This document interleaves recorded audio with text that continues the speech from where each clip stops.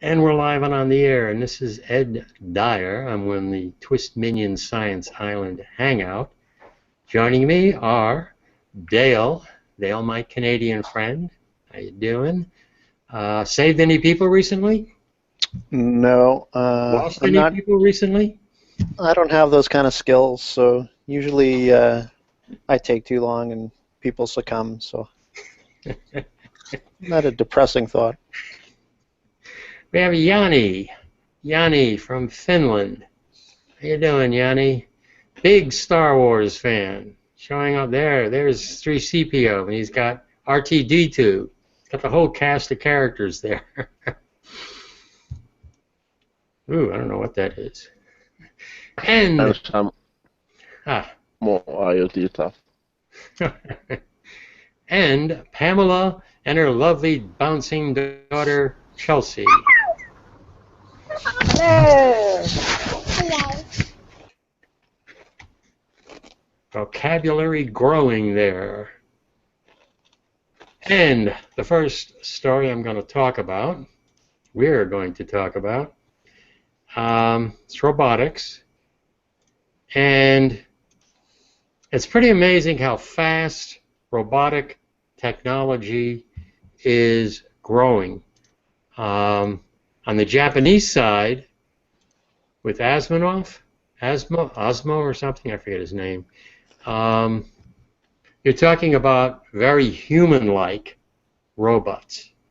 Boston Dynamics in the United States, which is now owned by Google, has got a very more functional kind of a robot. And as you can see from the picture, it's untethered. It does have a guy who provides some guidance, a person who's now off to the side with probably an iPad or something. And I'm going to show you a video showing how well this particular robot can walk, really. Let's see, it's the next generation, huge technological leap forward. Engineering team did a huge amount of work to make it lighter. It used to be 6 feet tall and around 330 pounds. Now it's 5'9", and I'm not sure of what the weight is. It's about let's see, it did in the robot challenges, it won $2 million. Let's see, they used 3D printing. There you go, 3D printing to create the legs. So the actuators and hydraulic links are embedded in the structure rather than made of separate components. They develop a custom servo valves that are smaller and lighter, and a bunch of other features. Now there's a picture. I can't enlarge it. Give you an idea of the kind of improvements they have made. Well, here you have the cord running on the outside. Now the cord is embedded. You can see the material itself. It's made out of a different kind of material. You can see the little holes. Almost looks like a bone, really. Let's see. It was originally a spin-off from MIT. The founder, a guy named Robert, and he spun off his Boston Dynamic company from MIT, and now it was bought by Google, probably making him a bajillionaire. Let's see. Long-term goals. And the key here is he's making robots that are What the heck was that? I'm gonna get out of here. Come on.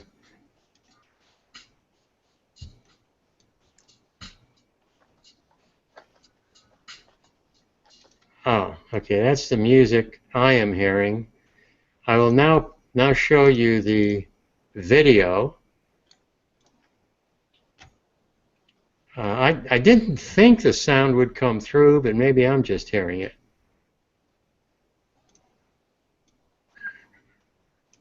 Okay. Yeah, I can't hear it. All right. Okay.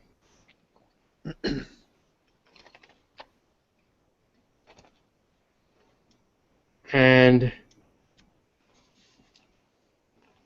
it's untethered, as you can see. And the interesting thing is its balance. Actually, kind of looks like a little old man. That's the way I walk. So they've advanced to little old man. But you can see how it, it slips, can regain itself, it stabilizes very well.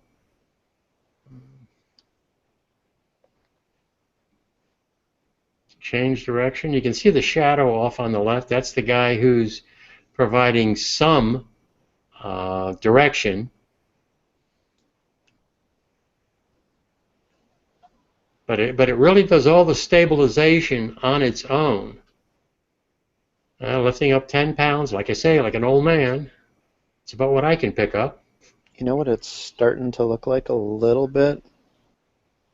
It's starting to take the form of a Cylon. Yeah, could be. Google owns it. We're not talking about artificial intelligence, obviously. Here's an interesting thing. There you go. Canadian using a hockey stick. Nasty Canadian. Fortunately, it's not a Cylon, so it can't just laser blast the guy who's... Not yet.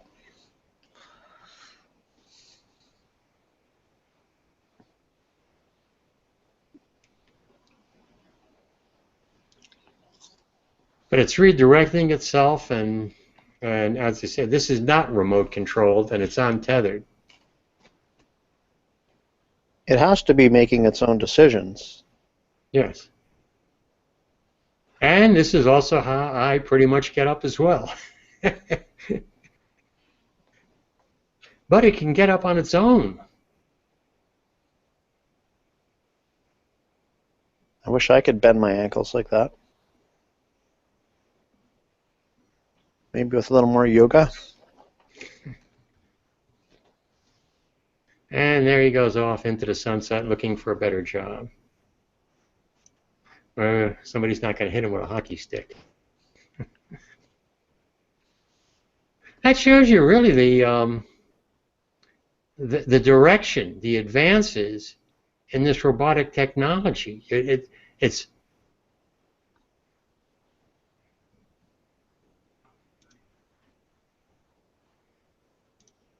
okay. I was hearing some French guy talking. Okay.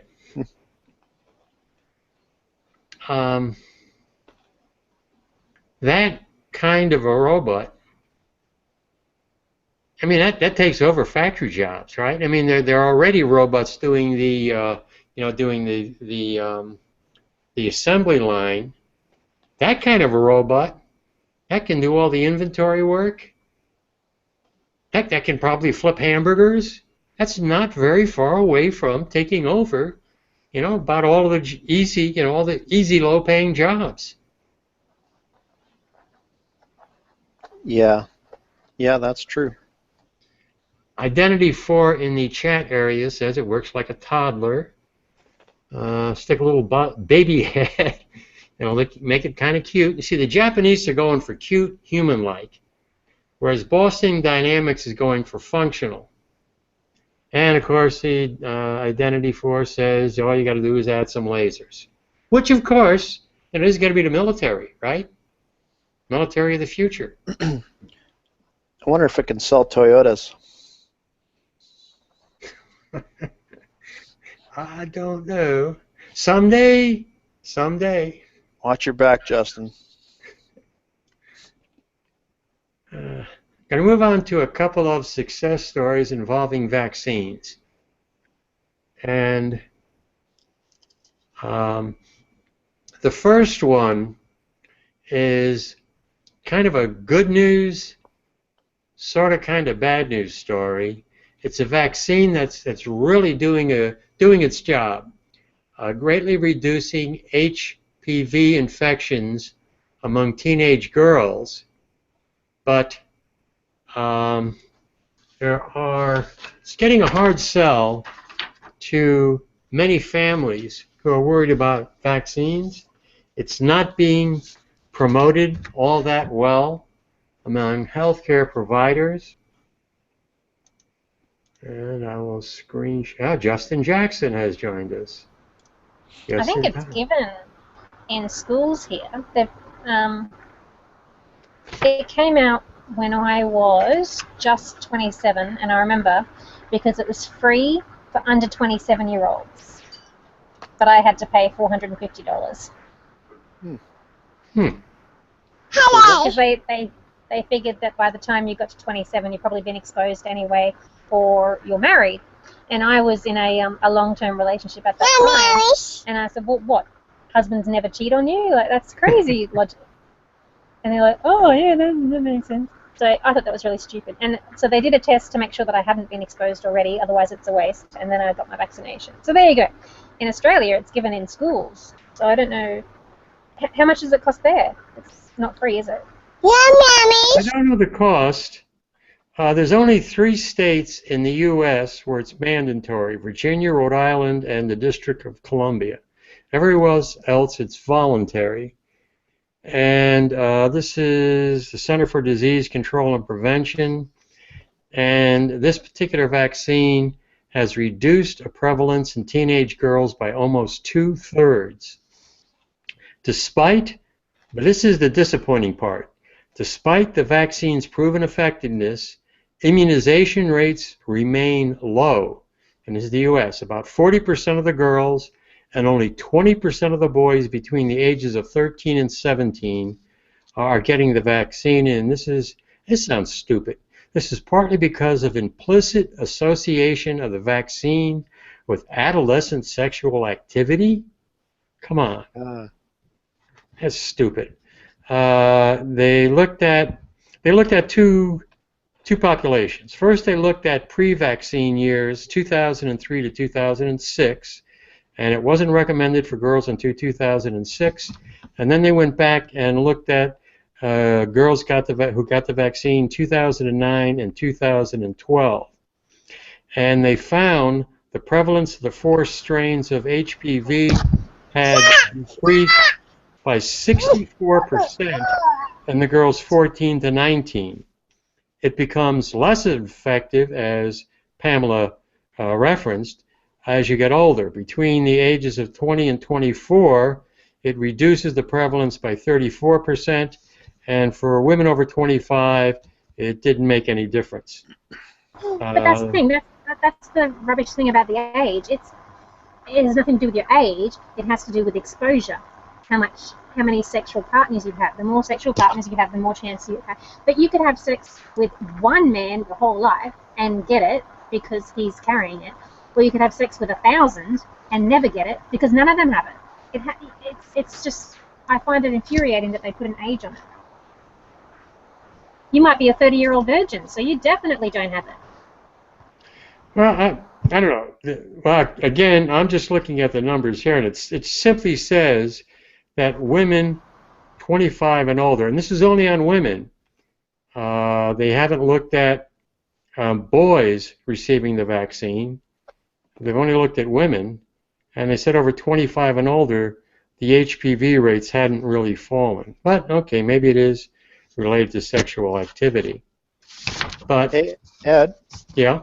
Let's do a sound check of Justin, because Justin was talking, but I'm not hearing anything. Are you guys hearing anything? No. Sign language, like please. Something really important and interesting.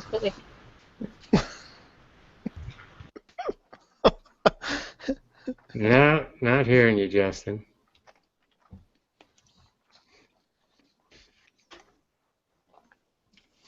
Nope.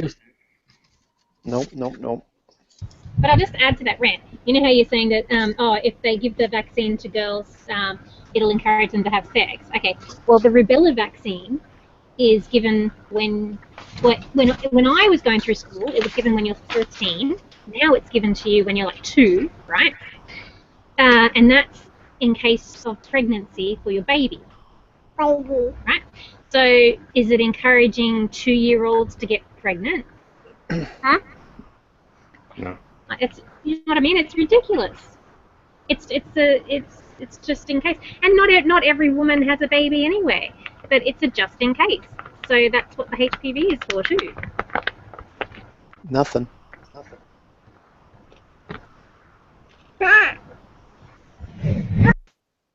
I didn't mute my microphone, so you couldn't hear me. Nothing from Justin still. Yeah, and one part of the story is that they're trying to get the healthcare professional organizations to promote this vaccine because they're not doing it. So they're not, even the healthcare providers, when someone comes in, you know, with the young girl, they're not promoting, let's get this vaccination. Why? What's at the root of that? The what? What's at the root of that? Why aren't they promoting it? What's at the very root of it? Oh, okay, I'll say the article said that many healthcare professionals didn't feel comfortable talking about promoting the vaccine because of its association with sexual activity. So, does that come from religion? Generally? I don't. That probably is part of it.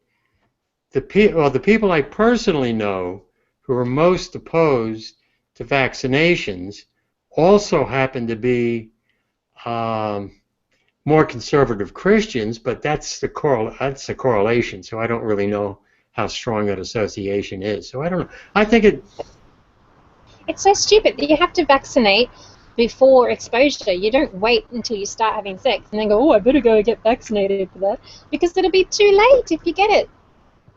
I don't understand all the anti-vax nonsense at all. So, if I'm at all audible. Yes. You're audible. Oh, good. So now, and this has been the major roadblock this far, because they want people to get this at the earliest possible age. They've been suggesting it for like age 9, and parents have had this visceral reaction. It's like, oh, this is an STD thing. You don't want that. My kids are not having sex. They're only 9. And the point of that research showing the different ages is just without having to really know anything or everything about your child's sexual forays, assuming that they don't know, because did your parents know? Of course your parents did not know. Your parents did not know. What makes you think you as a parent's going to know? So they say do it at age 9, before it's at the age where it should even matter, before it's at an age where you've even had the conversation, and therefore it goes forward with the immunity all the way through. And you have the best possible number of those categories of preventing having this, because this is we're talking about something also that isn't so much an effect during your sex life or your for your midlife even. It's later on in age when the cervical cancer appears. So you're really looking way ahead at this at a disease prevention. For somebody who's well into adulthood, and so yeah, that's I think the importance of showing those ages and talking about those different ages of chances of having this. It has to do with changing the mindset about when we give it, and you just give it at an early age, separate from thinking it or connecting it to sexual activity. You're connecting it to end of life prevention of cervical cancer. And I think that's important. But not even end of life. I mean, so many people in the Western world anyway are waiting later and later and later to have children, and if you get cervical cancer before you have kids, then that's it. You're done. So by end of life, I didn't necessarily mean the end of your life. I guess I should have later on in life. I should have said. So people, if you want grandchildren, then this is probably a good way to just, one more step to make sure you're going to get your grandkids. Because if your kids wait until they're older to have children, and then they get cervical cancer, and even if they live, because, we're able to treat it these days, they get their cervix cut out, and, my cervix didn't work during mild childbirth, but that's another story. So you can have if anyone wants my cervix, they can have it. I don't need it. But you don't want to be getting cancer there. Yes. Get You vaccinated. don't want to be getting cancer there. That's the whole point of the HPV. So instead of we need to promote this differently. Instead of calling people who oppose it the anti-vax lobby, we should call it the pro-cervical cancer lobby. Cervical cancer crowd. Yeah, absolutely brilliant, Dale. That's it. The pro-cervical cancer crowd is against the vaccine because they feel like there's not enough cervical cancer in this world as it is, and this is just going to make things worse. Yeah, That's carrying exactly signs in the streets. Yeah. We're pro-cervical cancer. Yeah, we've got to actually do that protest. We've actually got to go out there and do that protest. What do you guys think? What's this pro-cervical cancer? Yeah, we want more cervical cancer. That's why we're protesting the HPV. Yeah. You know, in the study, they said one way is you just focus it's cancer. Forget about the relationship and just promote it and say, hey, kid, here's this vaccine that'll help your child. That's what it is. It's a cancer vaccine. Yeah. Yeah. And that's what it is. Because it's also, the cancer is going to come about when that 9-year-old girl is all grown up and had plenty of sex that you don't want to know about, right? As a parent, they're going to have so much sex that they could tell you about sex. They could give you the talk, right? But I think that's been the hang-up. That's been the concern. That's been the thing that freaks people out. Is it's got sex. It's a sex thing. It's a sex thing. Ah. Yeah. Pro-cervical cancer crowd. Well, I'm going to go on. The next story this is another real vaccine success story in Africa. How meningitis A has been nearly eliminated in Africa. And the raw numbers are pretty amazing. They've dropped. This deadly infectious disease has dropped from over 250,000 in 1996 to just 80 confirmed cases in 2015. That's amazing. That's a huge drop. I know that's amazing, even though I honestly don't know what meningitis is. It's an inflammation thing? Okay, Pamela? Yeah, did I catch everybody on this? Like, I really have no idea what meningitis is. Like, nobody I know has been like, I've got really bad meningitis today. I don't know. There's a lot of different types of meningitis. I know, for instance... Is it an inflammation thing, though? Is it a junk thing? Well, everything's an inflammation. Almost all diseases are an inflammation. I'm going to the Googles. I'm going to the Googles. That's the best place to go. I'm a parent and I want my right to choose, and I'm part of the pro-meningitis movement. Okay, here it is. Yeah, meningitis is an inflammation of the membranes surrounding your brain and spinal cord. That sounds pleasant. Most cases of meningitis in the U.S. are caused by a viral infection, but there are also bacterial and fungal infections that can cause this. Oh my goodness, okay. Now, part of this story, too, is that they've made so much success, and this is in Africa, and a lot of the African countries don't have a lot of money because it's been funded. All of these vaccination programs have been funded, and the funding is running out. So you have 8 other countries who want to become part of this vaccination program, but it's going to take, getting some more funding to be able to do it. Plus, they also, you want to keep, it says, to sustain the protection that has been afforded to date against meningitis A, all at-risk countries must finish conducting their vaccination programs that have already been started and begin incorporating the vaccine into routine childhood immunization programs. So for these African states, the issue is they've got something that's really working, and now they have to be able to find the money to continue it. So it's a financial problem with some of the poorer countries. It's really this spectacular success.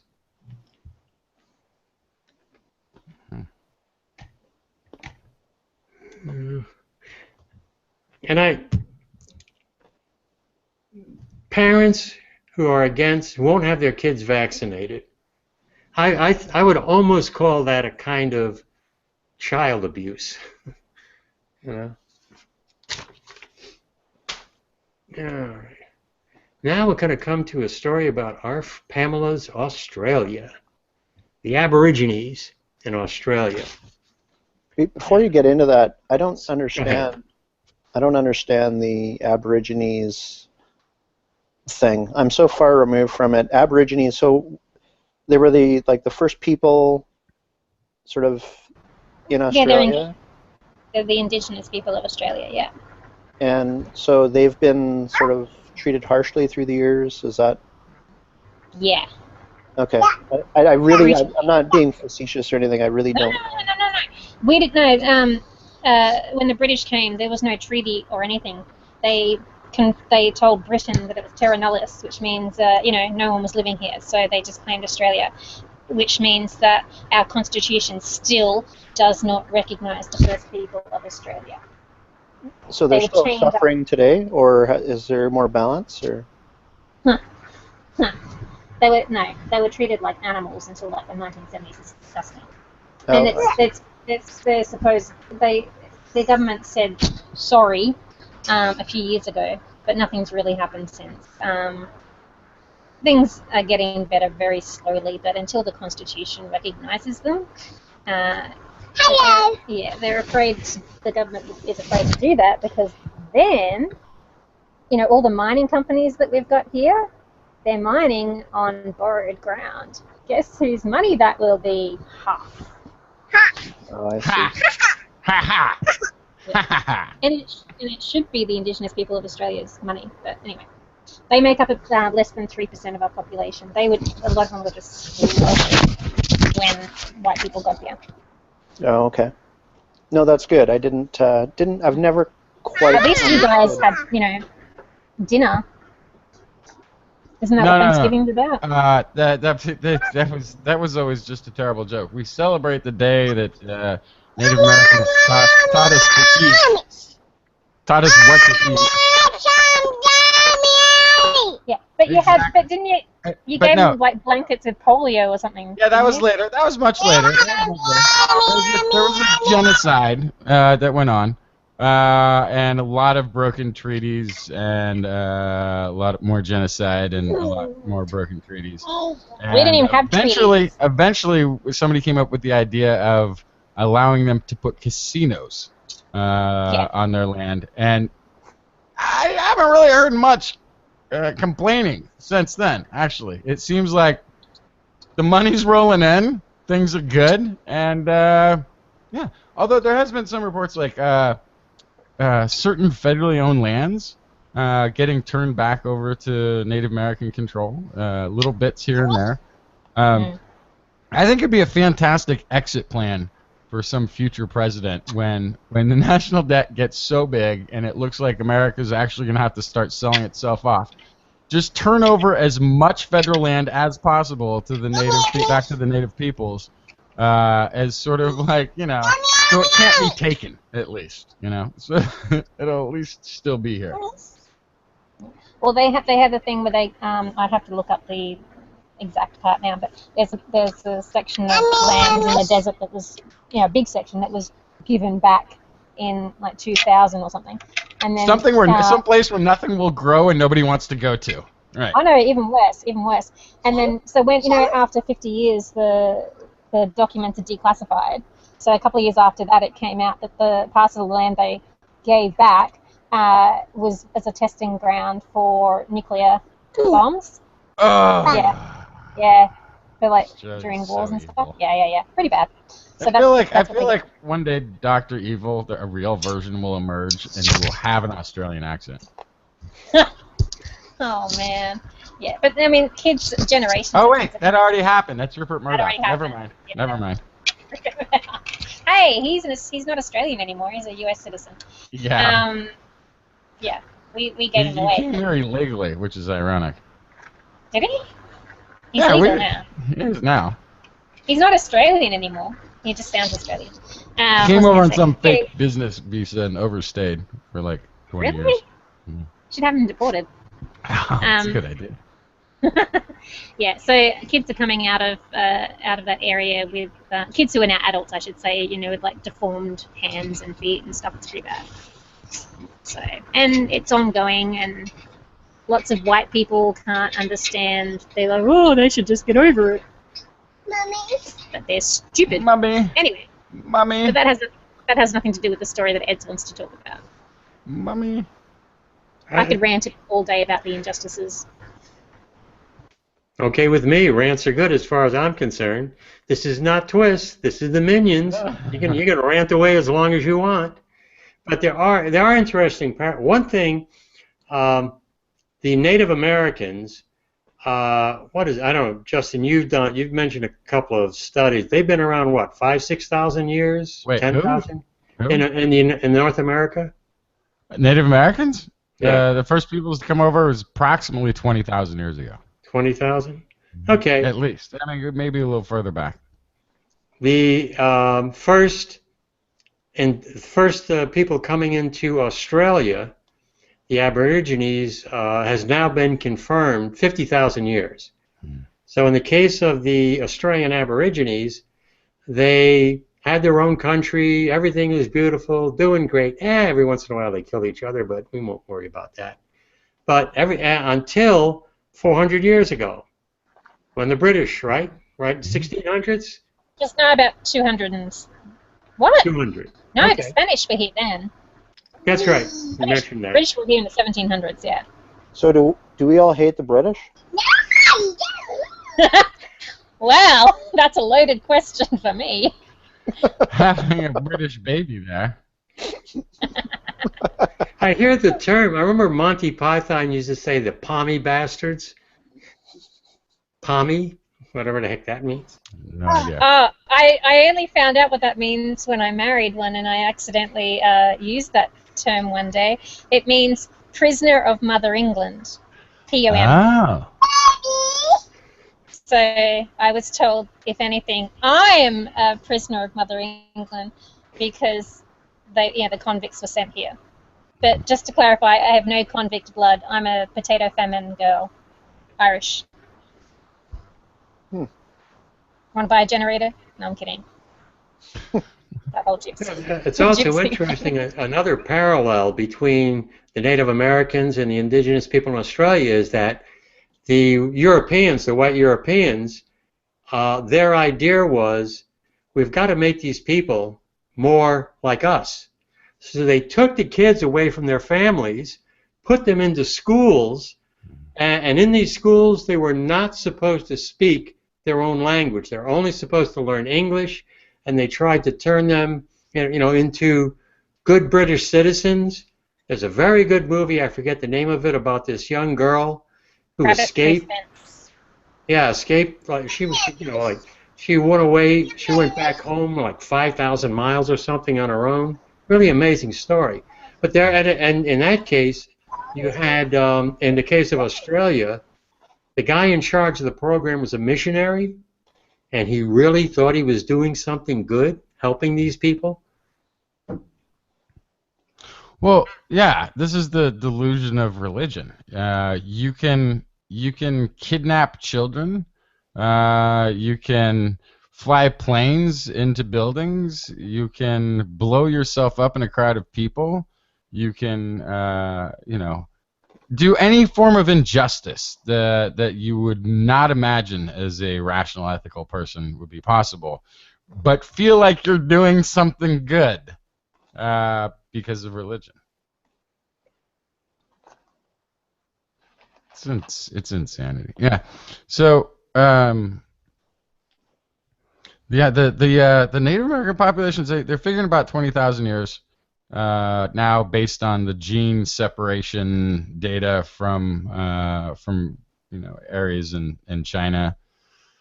But there have also been sites that they have potentially dated at around 19,000 out in Pennsylvania. I think is one of the oldest sites in North America. And there's a few ancient sites in South America as well that they've got back. And I mean, I remember hearing this was 7,000 to 9,000 years ago, or maybe 6,000 years ago, kind of like what you quoted when I was in school, like in high school or whatever. But as they keep finding more and more sites, they would find sites that would be 10,000 years old and go, oh gosh, well maybe our dating's wrong because this seems like way too old, because it would be all the way down in South America, and then it would be 13,000 here and 14,000 there, and evidence has grown and grown and mounted. Plus with the DNA sort of backtracking, which is I think I've talked about this a bunch of times already.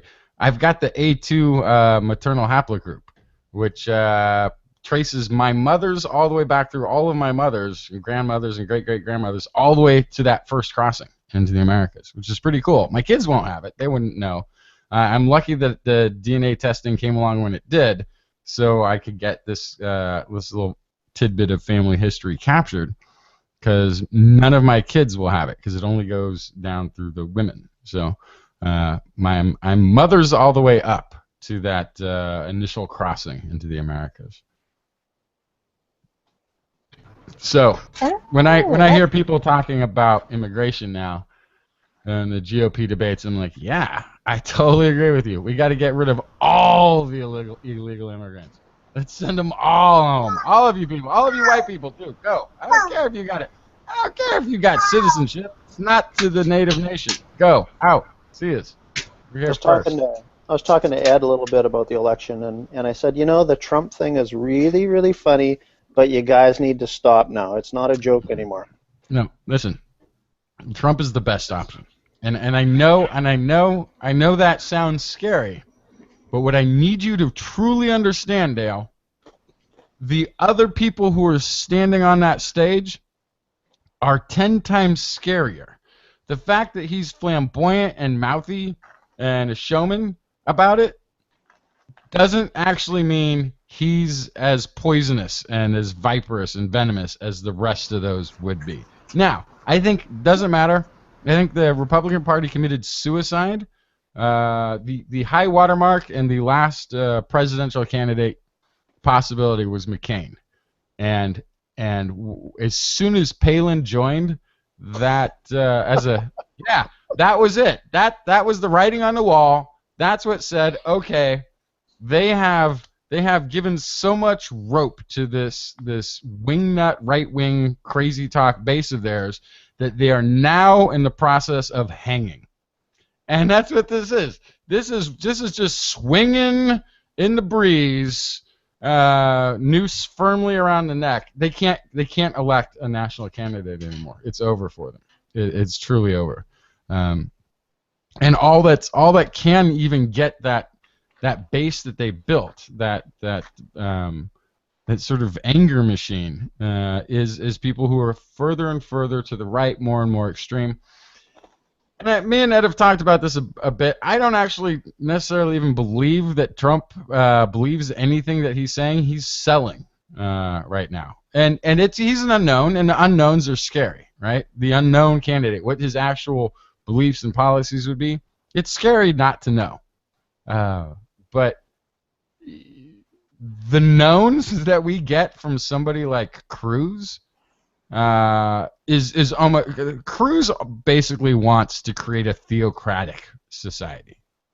You know, he wants to get rid of any sort of government oversight into what the government is doing or corporations are doing, and he wants to replace the word of law with theocracy. I mean, that's absolute batshit. That's the definition of it. It's fascism. And of course he's Catholic. All fascism comes from Catholicism. All of it. Every fascist regime we've ever had on this planet was based in Catholicism, so it makes perfect sense that he's a Catholic. And talking about fascism, did you hear that Hitler has a small penis? I don't know if I believe that, but I think it's funny. I don't know. It would be hilarious to find out, I guess, that 6 million people had to die because somebody was compensating. Well, hey, Justin, you know, the small guy wants the big car. Yeah, so but it's possible that maybe all the great generals in history were guys with small dicks. And maybe you can tell how militaristic a person is by measuring the size of their penis. So, But I really feel like this is impossible to be true, because this was like the Marine marching song, right? Like, right? Hitler has only got one ball. Himmler has two, but very small. Like that, somebody just found that. It was like, I'm gonna create a story about this being really true. Like, what are the chances that that song is actually describing like knowledge that get let slipped from the people closest? And I mean, they had to be really close to Hitler at the time. I don't know that I believe it. Or that it would matter even. If a person only has one instead of two, that has nothing to do with size. But in this story, it was not only small, it was also he had an undescended testicle. Like it was like everything was wrong with this thing. Okay. Well, I'm just saying the two are not related. Correct. Yes. But this story combined them, sort of like things. But So- I'm just saying there's nothing wrong with only having one because everything. That's all you need. Yeah. I'm just saying. I know a guy. You don't have to. He was born with one. Yeah. And there were no size issues whatsoever. Thank you for testifying on behalf of the one. So has nothing to do with that. You know, I have a really large screen here, so this, I don't know what you meant to indicate, because everybody's screen is a different size, but that actually can be troublesome. Having. It was. But I keep looking at the size of Justin's microphone, and I'm getting microphone envy. Just to bring this conversation right down to the bottom level, one night in the bowling alley, I used to hang out in the bowling alley. Most of us usually got drunk by midnight. Oh God, I feel like that's going to take us to a really dark place right now. Yes, we used a score chart from the bowling score chart to measure our penises. And all I can say is one guy had a double in the 10th frame. Wow. Yeah, but again, measuring active and inactive are two completely different measurements. That's a very cogent observation, Pamela. So were you? How were you measuring it, Ed? All I know is if the Hitler thing is true, I'm not going to be running any large countries anytime soon. Well, because here's the other thing. Okay, the well-endowed Dale realized at an early age that he'd overcome more obstacles and was going to have less trouble in life than most people, and really didn't have to prove anything to anyone ever. Because when it really came down to it, he had it where it mattered most. And so Dale was like, run a country? Nah. Go for that better job? I don't need it. Drive the fancy car? Who freaking cares? I got everything I need from the day I was born. I need go no further.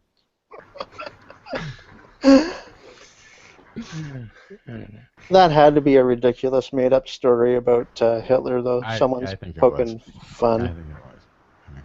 But what were we talking about? Oh yeah, we're talking about Trump. So this is the thing we started talking. I was telling Ed about this a lot of times earlier. Well, you know, when I predicted what the polls would say. I predicted what the polls would say before the polls were even taken, that Trump was going to dominate.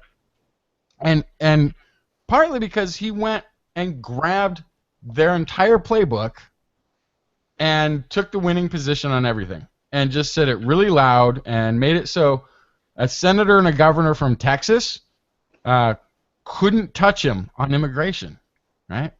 He outdid them on immigration, which is, was probably going to be one of their core issues that they were going to argue about, and they were going to make. And then there was national security. You had Bush. He's the national security guy, right?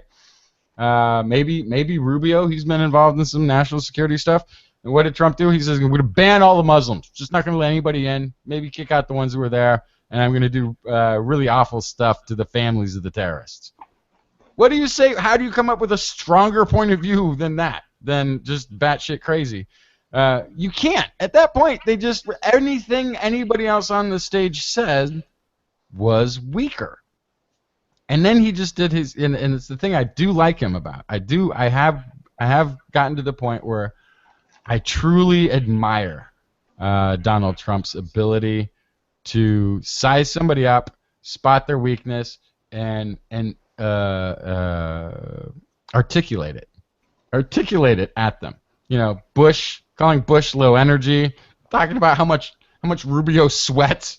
Yeah, just these are things that these are just the schoolyard bully kind of things, but it's not necessarily the schoolyard bully. It's just that sort of verbal combat skills, where if you were just to sort of sit in a room and trade insults with the guy, I think he's gonna win. I think he's gonna do it well, and that's what the GOP has been creating. They've been telling people for years. The job creators. Who are the job creators? They're the really rich. You can't tax them. You can't do anything to get in their way. They're the job creators. And so he even did it tonight. Rubio's talking about, well, you might have hired somebody who was illegal once. He's like, you've never hired anybody. I've hired people. You don't create jobs. I create jobs. I've created tens of thousands of jobs. You don't create jobs. So he had all the talking points that they created, and he took he's what the GOP's been telling their audience for years is the motivator, the mover of the economy, the real people who are the hard workers and the taxpayers and the people who are really the heart and bread and butter of this country, those billionaires. He showed up. They got nothing. They've got nothing that they could do to him. Yeah, one thing to remember, though, and I completely agree with you, he's a much better alternative to Cruz. Cruz is just... we know Cruz is a fascist. We know he wants a fascist America. We know this. He's telegraphing it. He's also a complete bastard. I read a story in the Times. He's got a guy working for him who digs up all the dirt on the other he has private investigators following his opponents just so they can get ammunition he can use against them. So he's just a completely evil fucker, is what he is. So that part is old school politics, and I bet you everybody's got investigators trying to tail him, because you need to go back a ways and evoke the name Gary Hart. Right, Gary Hart could have been a Democratic president. I think it was the Mondale became the candidate for the GOP and got beat up because he was low energy. Was Gary Hart the guy who was caught with a mistress on his lap in a boat or something? Yeah, they took long range photography, and he got caught with a mistress. Like, this is like weeks before that's the difference. In France, they would have said, "Hey, 2 thumbs up. What about this guy?" That's how you do. He's got the mistress. He keeps her separate from the wife. He's doing it right. Okay, leave him alone. But this is the thing. Like, you don't know what you're gonna find, and nobody would have thought the guy's about to go into a debate in a couple of weeks. There's no way he's fooling around with a mistress right before, right? You don't do that right before.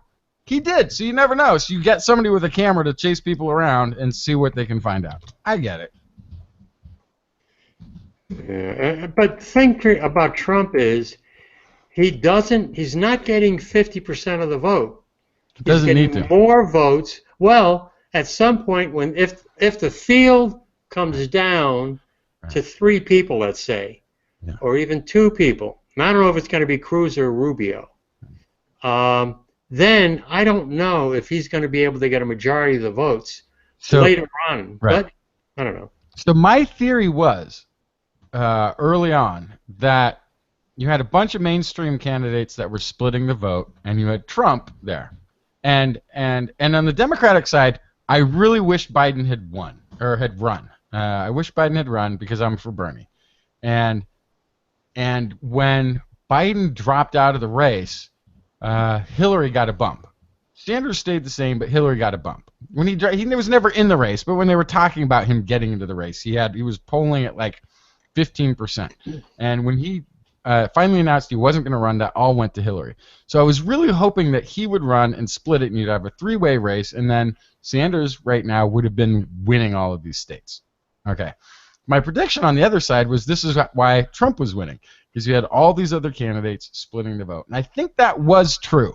And I think if you had just been left with Bush and maybe one of the other guys, Bush should still be in and the other guy would still be in too. And it would be a three-man race and be going back and forth.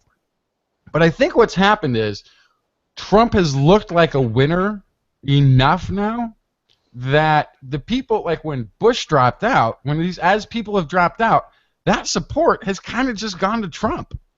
It hasn't gone to the mainstream. When Christie, Bush drops out, these people disappear, Rand Paul, all these people are gone now, and that support seems to have shifted to the front runner, to Trump.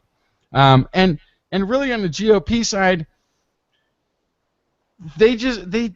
what could they possibly see in any one candidate other than the fact that they want to be on the bandwagon of a winning team at this point? I mean, there's not a policy you can get behind. There's not any like, well, yeah, he said something really great or important or anything. It's, all they've been left with is who's better at trading, who's got the better verbal combat skills. Okay, well, that's Trump. He's going to win that conversation all day long. Here's the most important thing in the election. Doesn't matter which side is going to win, but who's going to deliver the highest amount of money science-wise? Who's going to invest in the future of the company where they're going to deliver research dollars, they're going to invest in NIH, and because you know what? Nothing else matters. You've got all these debt problems and everything else. Science is the only way out, and it's long-term. Can I tell you there's only one candidate who's been talking about global warming as the biggest crisis facing the world in the next presidency? That's Bernie. Bernie Sanders has brought up global warming as really the number one issue. There's the banking, there's the financial and all this, but he's like, the foreign thing, the ISIS, the terrorists, the Middle East turmoil, you need to work and create coalitions of people there to handle things there. But that's not our fight. The number one crisis to the future of the world is global warming. He said this multiple times. He's the only one that said this too.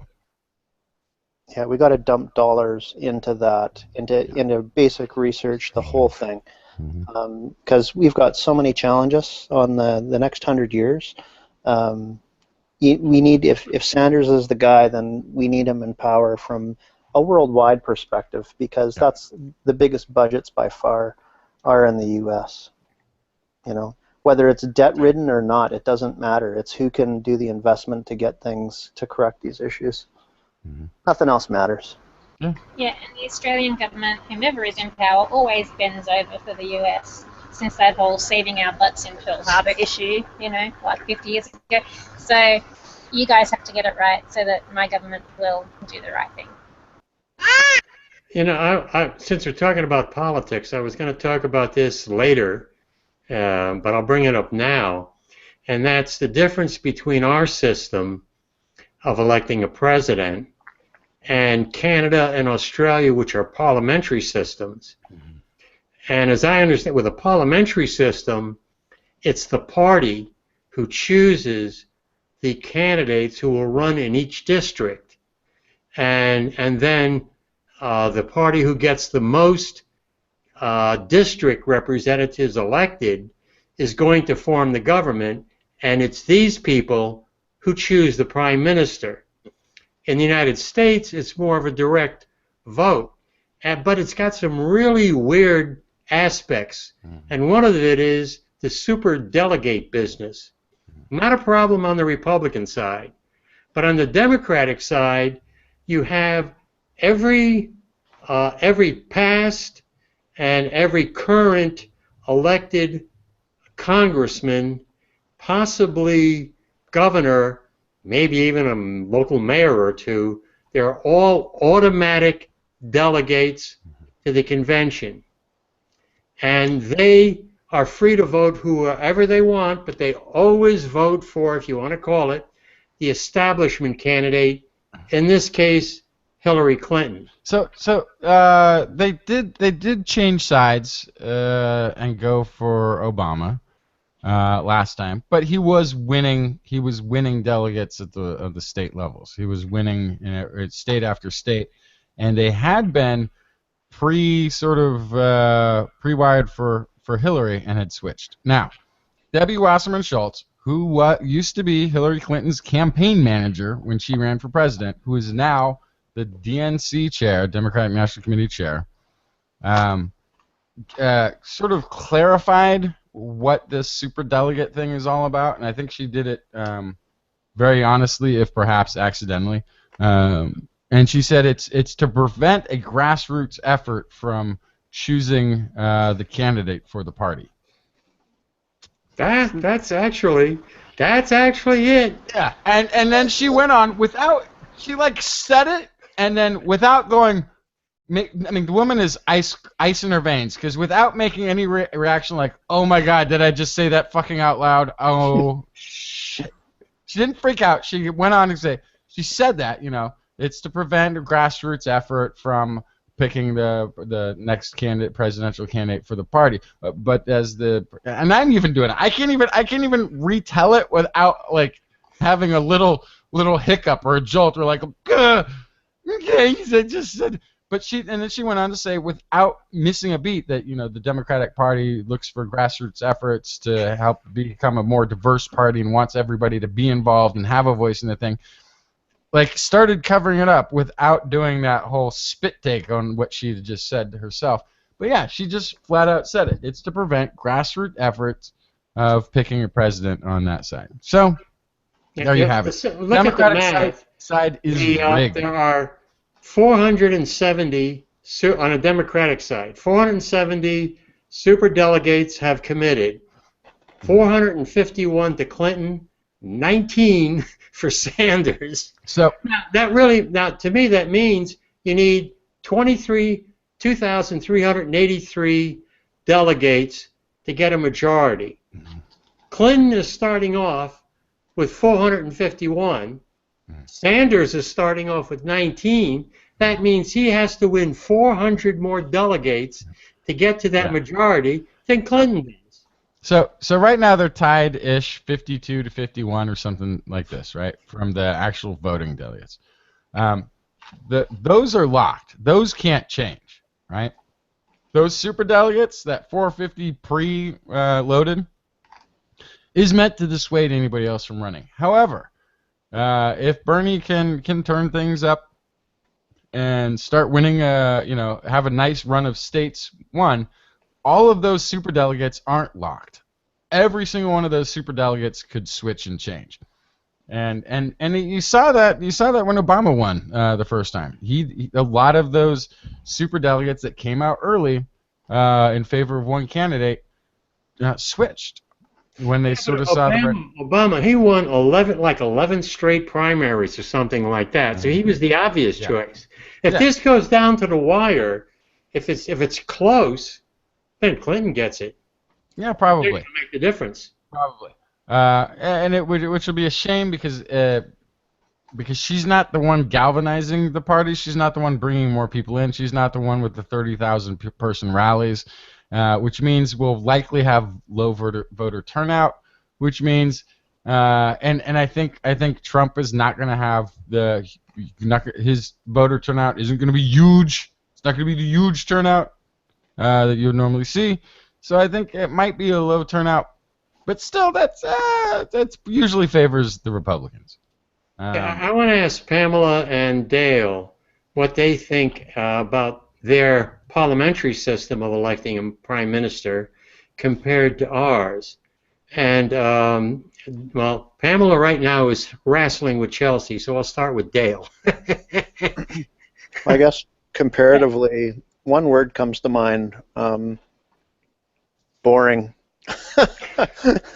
The Canadian system is, I think it works.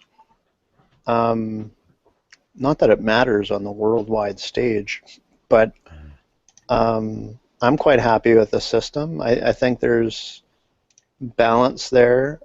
I don't completely understand the U.S. system and superdelegates and all this stuff. It just from 30,000 feet looking at it from over the border, it feels like stuff is rigged down there. I get that feeling that it's all just a bunch of crap.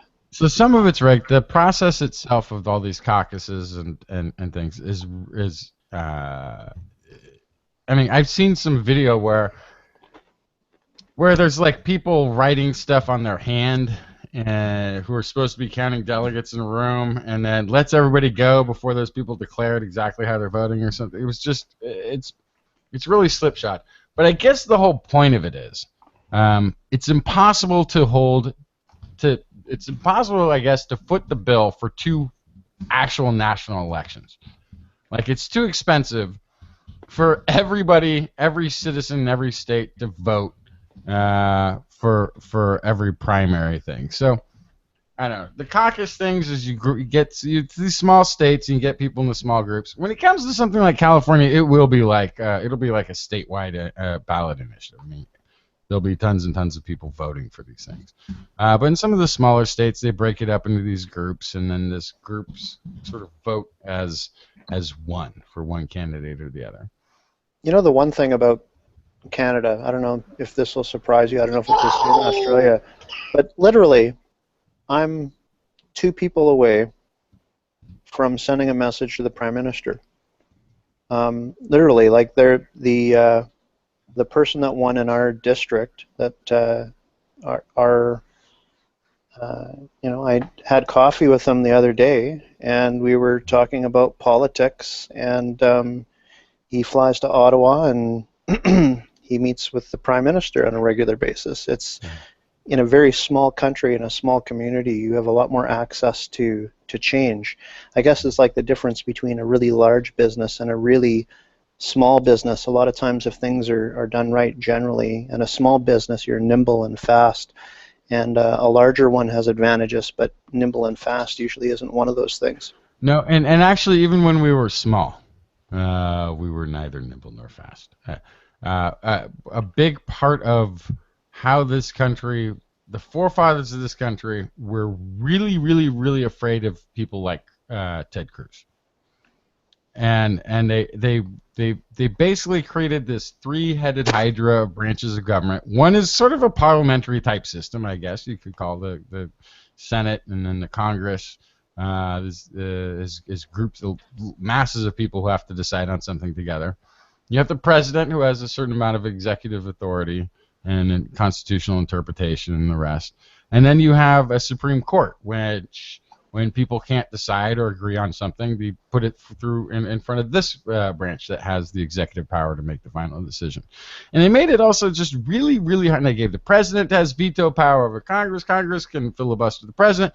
They made it so it was really hard to get anything done. And the reason they did that is so it would be really hard for somebody, any individual, to come in and say, I am now taking the country in my direction. Boom.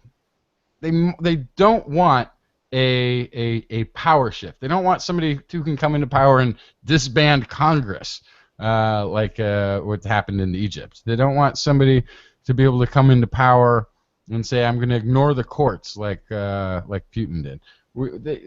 They created a... Or like Bush did. or like, well, the international court thing, yeah.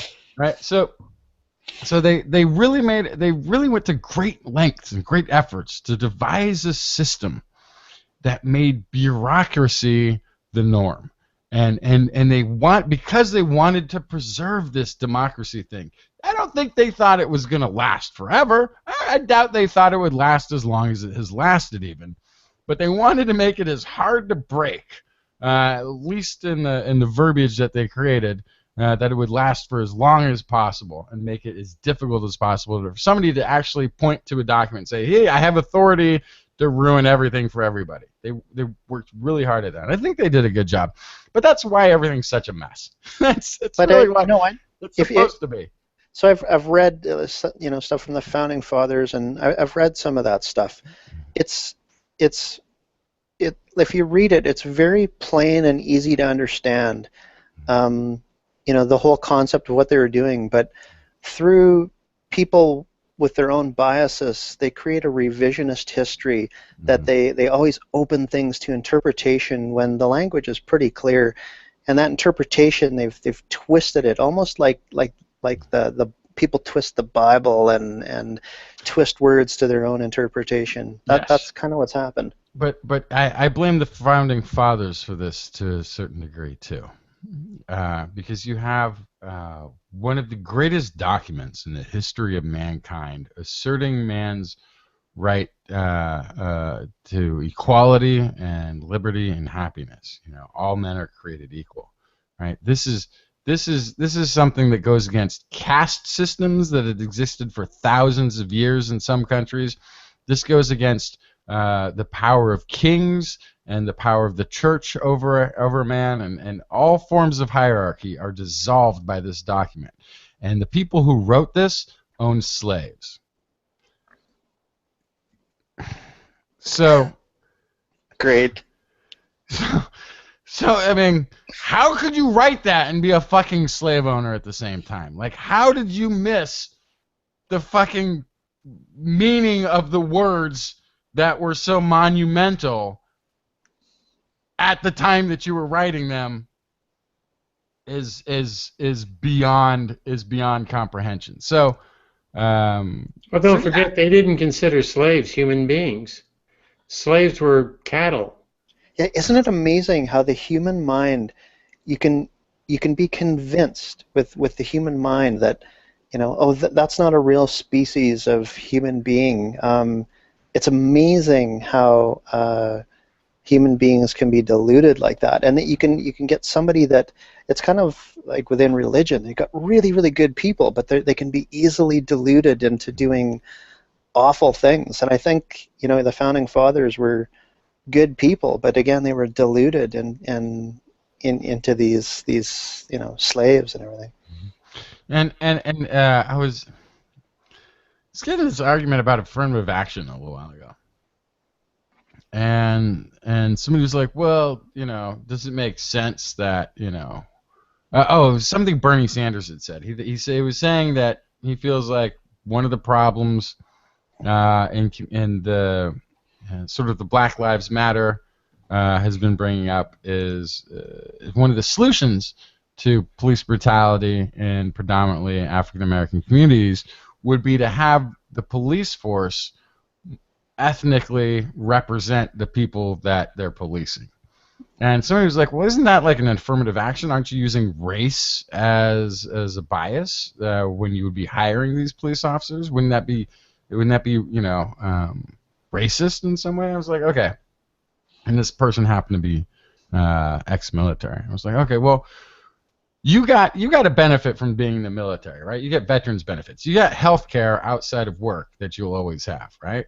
Oh yeah, okay. And you got a GI Bill that might help you go to college, and it helped you buy your house. You got special financing sort of rates and special ways to buy a house because you're a veteran.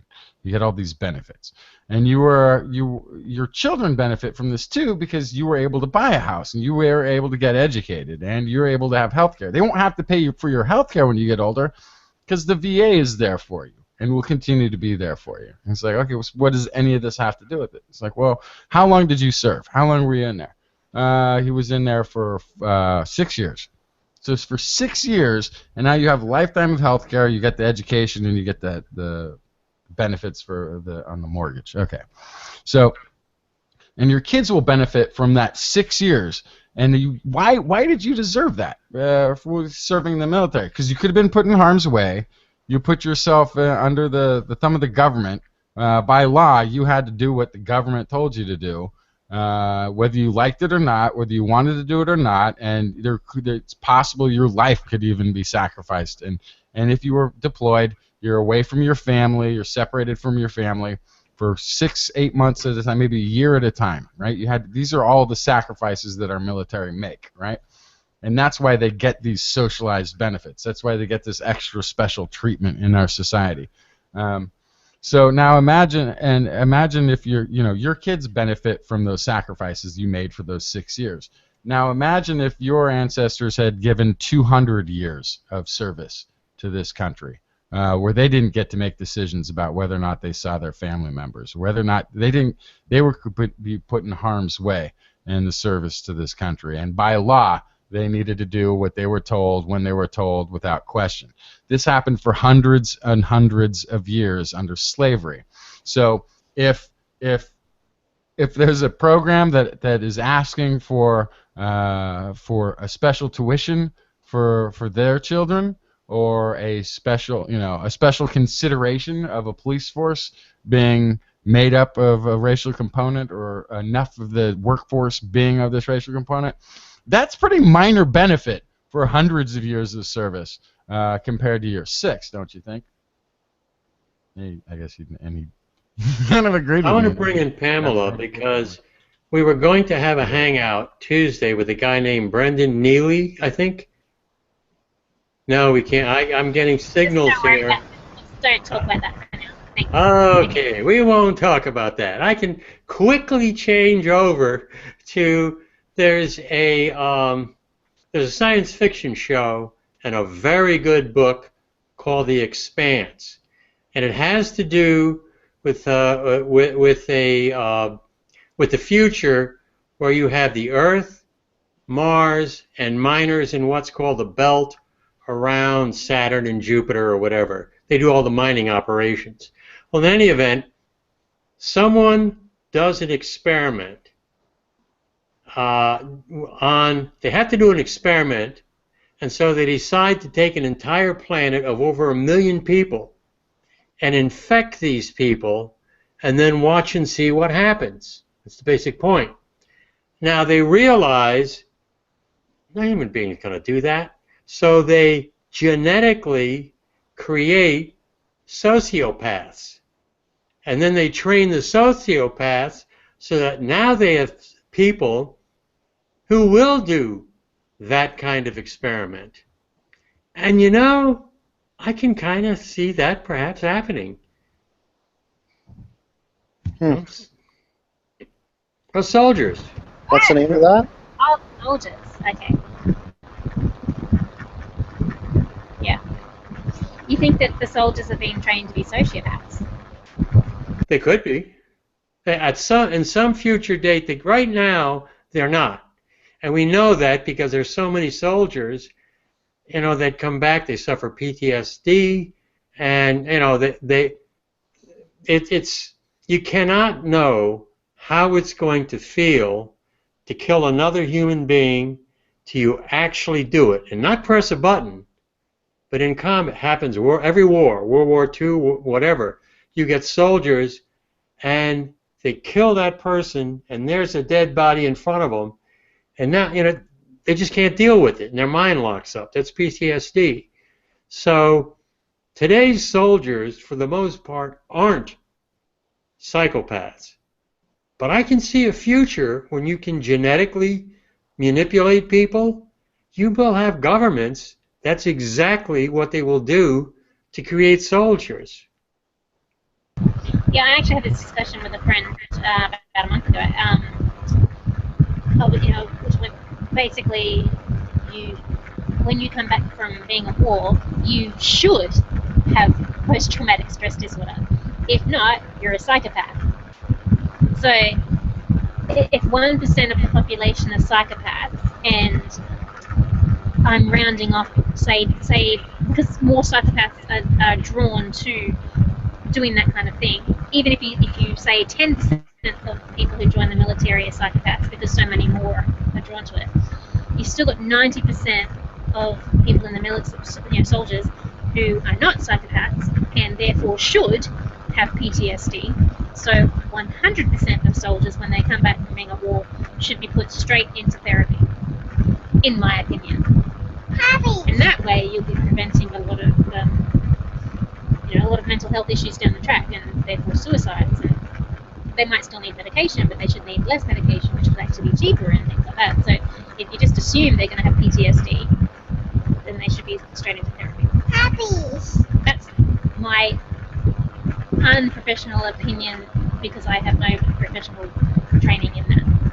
That's just an observation from people with PTSD that I know. I wonder what kind of success rates they have with, you know, clinically treating that stuff. I know we've learned a lot about it, but I wonder what sort of success rates we actually have. I have a friend, military friend, was my next door neighbor, and he suffered. He spent a lot of time in Lebanon and around the Golan Heights, going in the 80s, and he suffered for many years, and he finally committed suicide. And so the system did the best they could for him. I mean, you can always whine and say they could have done better, but in my judgment, the system did the best that we could do. So I wonder what kind of overall success rates they have clinically with treating PTSD. Does anybody know? I know the suicide rates among soldiers was going up. But I don't know what the statistics are, but I do know it's still a serious problem, drug use and that type of thing. Yeah, we talk a lot about it within search and rescue too. A lot of what we do are recoveries all the time. If you can't get out there early enough and quick enough, lots of times you're doing a body recovery, and when it involves families and kids and gets tough to deal with. But so yeah, we talk about that a lot, and it's a tough thing. I don't think there's clinically we've come a long way, but we don't have it. We don't know enough about the brain yet, I think, to compensate in a meaningful way for a portion of the population. Yeah, I think you're right when you say that. Is this going to be solved? It will be solved when we learn about brain chemistry better. I don't know. I mean, I don't know how successful treating victims of PTSD is right now, but as we learn more about brain chemistry and how the brain functions and the memory functions, I think then we'll have a much better a chance to deal with these kinds of problems. Yeah. I just posted a link to an article. It's from 2012, but I just put it in our chat area. But I only read it a couple of weeks ago myself, or maybe it was a month ago, and that's why it's sparked the conversation. I can't remember. But it's about the forgetting pill. So they're actually looking at you can actually I don't know. I'm not a. We need Kirsten here for this, because I'm not a neurobiologist, but it's about how we create memories, and every time we remember a memory, we actually recreate it, and they're having success with erasing memories or erasing the pain, the trauma that goes with those memories. Yeah, that's awesome. So this is a 4-year-old article, and they probably still be in trials, but they're having success with it.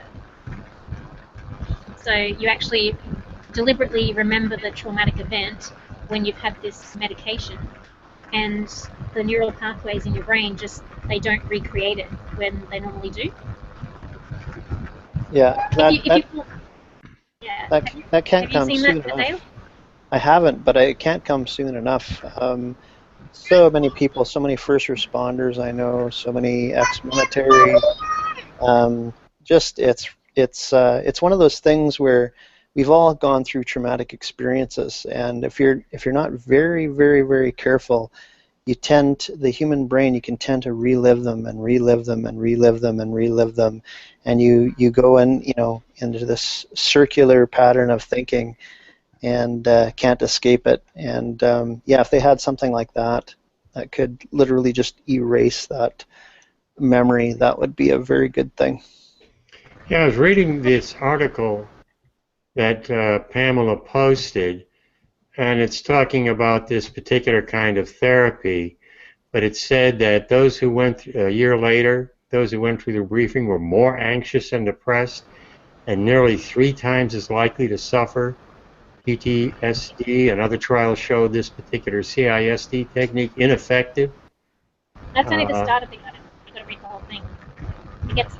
That's how they got onto it, but it was unsuccessful to start with. But they were saying that if you relive the trauma too soon after, so like after 9/11, they all ran in and made everyone relive the trauma thinking it would help, and it actually made it far, far worse. A certain amount of time has to pass, and then when you're at a better place in your life, like the emotions that you're feeling in your life at that time actually help you rewrite that memory when you do relive it. If you can put that link to the article with this video so that what I'm saying makes more sense, because it's not my specialty, but it's a really good article. And so when you're in a happier place, and then you relive the memory, and you recreate it in your head, you're making it less traumatic. Unless you have post-traumatic stress disorder, and then you're looking at needing a drug to help you put you in that happier place when you're reliving it, so that when you rewrite it in your head, it's not so bad. Oh yeah. Yeah, it sounds complicated, but I understand exactly what you mean. You're reprogramming, basically. You're reprogramming your thought patterns. Yeah, makes a lot of sense. So that's why, you know, our eyewitness accounts are basically crap when it comes to, you know, trying to pinpoint criminals and stuff like that. Because every time, and I didn't know, every time we remember something, we're completely rewriting the memory again and again and again. So if I remember this conversation in 6 months, then I'll remember it completely different. And then I'll rewrite it, and that will become my permanent memory. So none of our memories are permanent. And reading this article made me wonder why I don't have post-traumatic stress disorder, because I've been through some of the stuff that they were talking about, and I'm all right. I don't suffer with anxiety or depression or anything. But I'm not a psychopath either.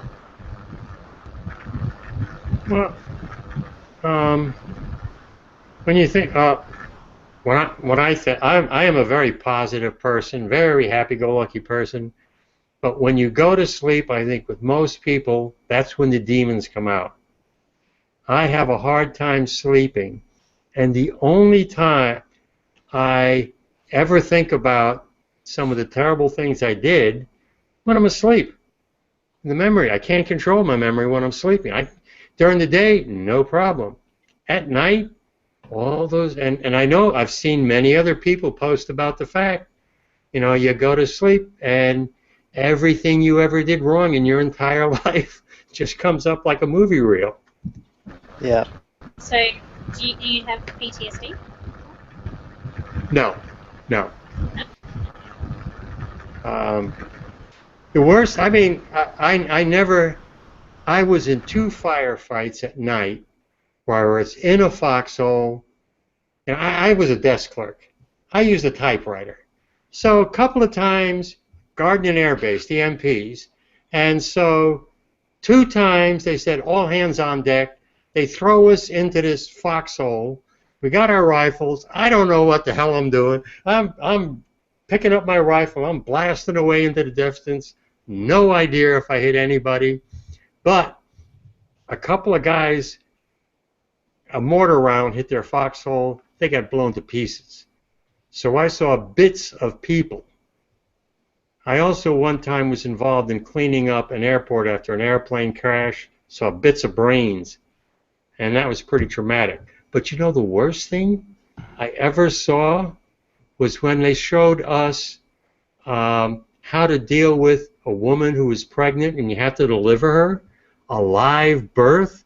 I saw that. Now that put me, that really freaked me out. So I've seen that 3 times, and that was maybe it has to be your child to not walk away with shaking. No, my worst, and it doesn't compare at all, Ed, with what you told me. I feel like I probably shouldn't share it on account of that. But my first job, one of my first jobs, was as a janitor, and one of the most terrifying and traumatic thing I encountered was in the women's restrooms. There was blood on the inside of the stalls at eye level, and there's nothing in my understanding of the female biology that could explain how it would get eye level on a stall, and I still have nightmares. Yeah, that's pretty gross. Yeah, no, my husband is still traumatized over my childbirth, and it's his child too, so It's weird. he can still hear the screaming. The one that does it for me, when back in the 90s, I was on the highway, and so there's a semi-trailer that was about 3 cars in front, and he's carrying 1-inch pipe, and a lot of 1-inch pipe, and he ended up at a high speed going into the ditch. I think he fell asleep, and the way he hit kind of an embankment from another road that was intersecting the highway, and there was a sudden stop, and the pipe went through the cab, and so I was one of the first people to get to him, and he actually survived for a little while. It was a horrific thing to see, and I got the opportunity to get his cell phone so he could talk to his family for the last time, and that's a tough one to shake. That's a real tough one, but proud that I did it though, right? I mean, hard thing to see and watch, but that's not. Yeah, definitely. That would be a terrible memory to be stuck with. But I mean, you did all you could do, and it's not like you caused it. You know, compared to like where Ed's saying, you know, people killing people, soldiers killing people. I think my problem with it is I tend to empathize too much and put myself in that person's shoes and rerun it in my head like it's with my own family and how I'd feel. And you have all these illogical, strange feelings of reliving that in kind of my own way. It's very strange, but you know, I don't stress about it a lot. It happened a long time ago. But yeah, that was one of the worst ones by far, just because of the pure emotion. Blood doesn't bother me, none of that, but the pure emotion of it and of the situation, that was a tough one, real tough one. Well, I'm glad you were there because someone else might not have thought to get a phone so he could talk to his family. Yeah, it was good. It was good that I was there. I remember a story on This American Life about an American soldier in Iraq, I think. And when he was in Iraq with his unit, they had no problem killing people. You know, they referred to them as towel heads, and you know, it didn't bother him at all. When he came back to the United States, now he probably was having some internal psychological problems, but when he came back into the United States, he couldn't understand why there were Muslim-looking people walking the streets. He said, "Why don't we just shoot them?" And he saw a doctor, went to therapy, and one of the things he did is, as part of his therapy, he took classes on how to learn the Muslim language. And he was the lone white American in a class with other Muslims. And very slowly, he became friends with them to the point where he helped them things like, I remember they wanted to do a marathon to sponsor a bake sale or something like that, and he helped them out.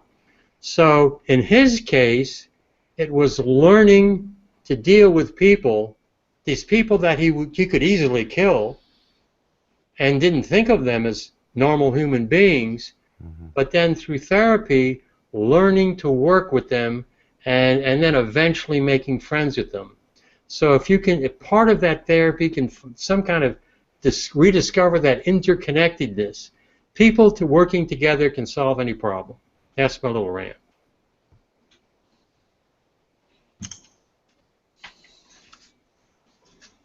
All right. I got another interesting story I wanted to talk about because it involves the male nipple. There we go. How's that for you? As referred to in my household as the useless neeps.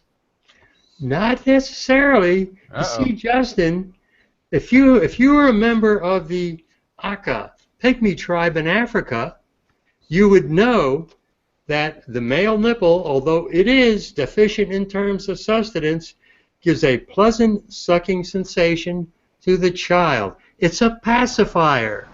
For the Aka men, go ahead. You can make milk. You just need to stimulate it for about 20 minutes at a time, 4 times a day for a month, and then you will start producing milk too. Get out of here. I'm going to try right now. I'm doing it right now. No, well, yeah, it's going to take like a month. You need to get a pump. Ow! Do you want me to send you a pump? I've got 3 pumps. Ow! I don't need them. This is painful. Yes, it is painful. I think I have deficient nips as it is. I have the tiniest man nipples. They're almost non-existent. They're almost a vestigial. I mean, they are vestigial. Well, no, that's not vestigial. It's what do you call it? Duplicate design. Get a pump. 20 minutes a day, 4 times a day for a month, and get back to us and tell us how you're going with the milk. I don't even know how to go back to my story after that. Well, Oh yeah, wait, you had a wait a story. minute. You have a pump. Maybe you have a pump. Oh yeah, you've got babies. We've already got a pump lying around, Justin. No, there's no pumps. We don't do any bottle. I mean, I do cow's milk in a bottle, but not. We're not breast milk purists. I mean, there's plenty of breast. I mean, my kids. I think my 9-year-old just got off of breastfeeding like a couple months ago. Yeah, no. Breastfed for like ever, but and continue with the youngest. But it's we're not like pumping and then having that. If it's mama's not there, we're going to cow's milk. We're not gonna. Oh really? Yeah. Okay, yeah, no. We're mixing it up. We're mixing it up. Okay. I also had the pump because when she was born, like she would just overeat and then vomit. So I actually had to pump and give it to her in 50 ml increments to make sure she wouldn't throw it all back up. Yeah, because she would just overeat. So I had to stop. And then of course I had to pump for exams, so that she could have a bottle, outside. And I also just do it because I produce about twice as much as she needs, and I can get really backed up and sore. So I pump out the excess. Otherwise, I get mastitis. And I smell like a goat when I do that. Anyway, back to the story. Hi, So Richard. let's talk more about Justin's nipples. I made it after all. You're popping in as we're talking about the male nipple, just so you can catch up. So we've all shown our nipples so far. So you've just That's your turn. Well, I've got 4. How many do you want? That would beat Dale's 3. I thought he was gonna be the have the record. That was impressive. the center nipple. Yeah, to be fair, it was like dead center. I mean, that also was impressive. You'd expect maybe one up and off to the right or something, but no, this one was dead center of the other 2. Oh, wow. Well, in any event, what I was we started talking about this African tribe, pygmy tribe, and researchers claim these are the best fathers in the world. They share, let's see, the males and female roles are virtually interchangeable. When the women hunt, the men mind the children. While the men cook, the women decide where to set up the next camp and vice versa. There is some sexual division of labor, but for instance, women are mostly the caregivers. And where we got into the whole nipple thing is that when the guys are with their children, they use their nipple, the child watches onto the nipple, as a pacifier. So it has a pacifier. Yeah, I do this. I mean, I don't give them my nipple. I give them a pacifier. But I think I have that option. But the pacifier is an integral part of my child rearing behavior. So I want to get back to Pamela's point. And how long do I have to stimulate myself every day to produce milk after, did you say 30 days? And is it better in the morning or at night? 4 months. 4 times an hour for... No, foolish. This is at least 20 minutes at a time, 4 times a day for a month. Then you should start squirting. Really? That's... Yep. So I'm going to time-lapse myself. And then we could, for science, I'm going to do this, and then we'll show it on the show. Okay, because I've shown you my breast milk on the show, remember? Well, I'm going to try. You're going to show us yours. Yep. All my search and rescue buddies, that's going to be like, hey, this is macho. That's awesome. Because it's real. Well, I don't know about yours, but mine's really good in coffee. So, yeah. But you're not. This isn't just a joke, right? Like, if I try this, you're not. This can actually happen, because it doesn't sound scientifically correct. Oh no! Listen, we've got what Movember, right? This will be. March Madness. March? We were talking about this before the show. The nipple is formed before ovaries or testicles. So your nipple is formed just in case you need them. So everything you need is there. Men get breast cancer as well. So I don't don't. have to have. But I don't like touching my nipples. It doesn't feel very good. So that's not stimulating. Right, so get a pump. Get a what? Oh, a pump. All right. Yeah.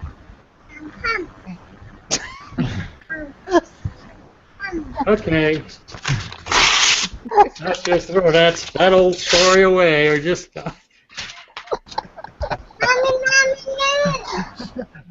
Way to go, Chelsea. Chelsea broke Dale. Dale's broken now. I'm not kidding. Okay, because the reason I know this, the reason I looked into this, is before I had children, I never did it because I thought it was weird, and I'm not really into that kind of stuff. But I was going out with a guy who wanted me to do that because he liked breast milk, and he got me a pump and everything.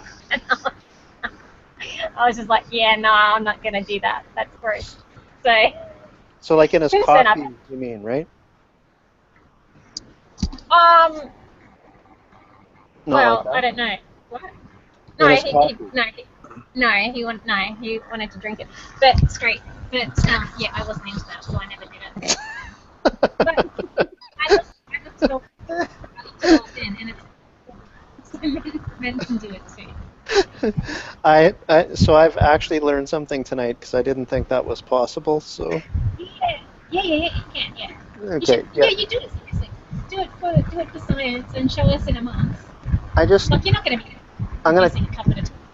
I see myself closing my office door and the janitor suddenly breaking in and catching me with pumps. Oh boy. Yeah. Taking us down a notch, that is an actual fetish. I remember that CIS, the original CIS, had a show where there was this big time mogul guy, and he was into, like, I forget what it was called, but he was a little baby, and he had this woman come in who was like a prostitute, and she had pumped breast milk, and she would feed him her breast milk, and he was like a 60-year-old guy. So there was an actual fetish. Oh. Okay. There you go, Pamela. Make yourself a couple extra bucks. I know. No, I never participated in that. But I'm just saying, that's when I looked it up. This is years ago. So. Well, I honestly learned something. I didn't think men had nipples that could produce milk. So. Yeah. You can do it more often than that if you have time. Just get an electric one, so you only need one hand.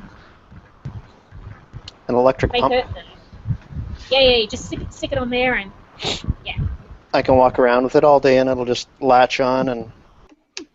Oh, you need to hold it there. So Whereas the, if you have a Mac, you have to sort of like hold this end on while you pump, so it's a two-handed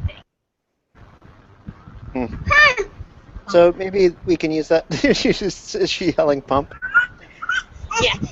That's awesome. That's cute. She wants me to pump too, so now I got her.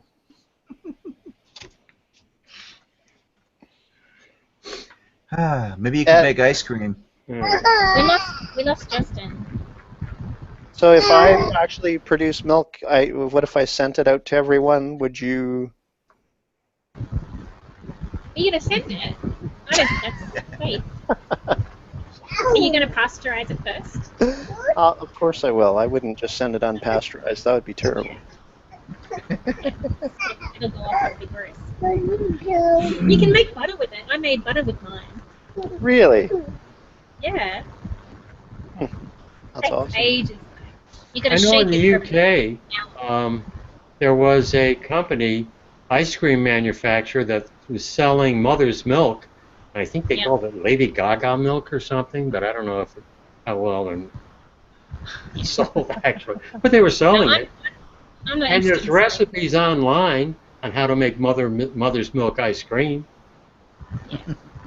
No, I've used mine.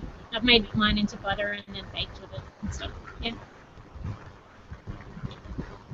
Rather than waste it. So when the I won't won't go there. What? No, what? I just see. Did you say you baked with it? Yeah. Put it So on toast.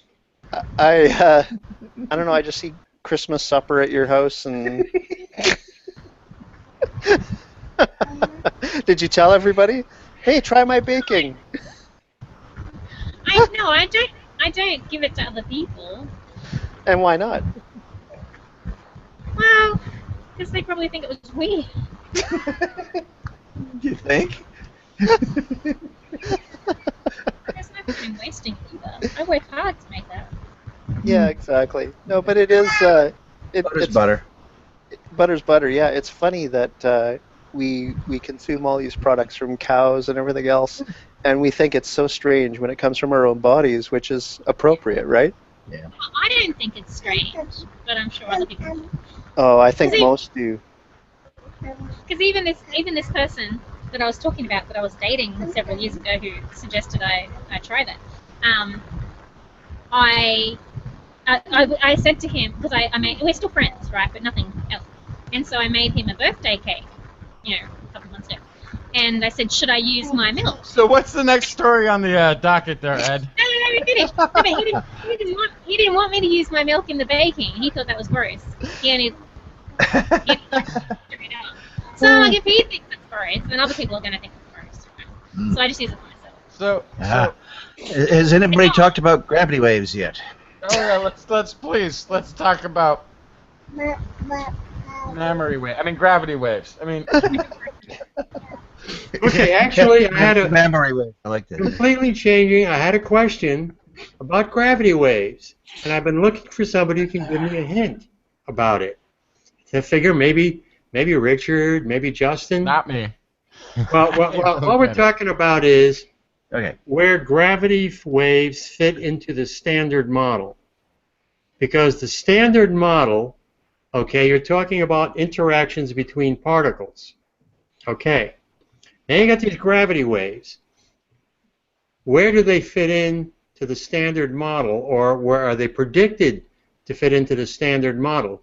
Would they be, I know you have, for instance, you've got two particles, and then you have bosons interacting with the two particles, and that's how you get, electromagnetism, strong interaction, weak interaction.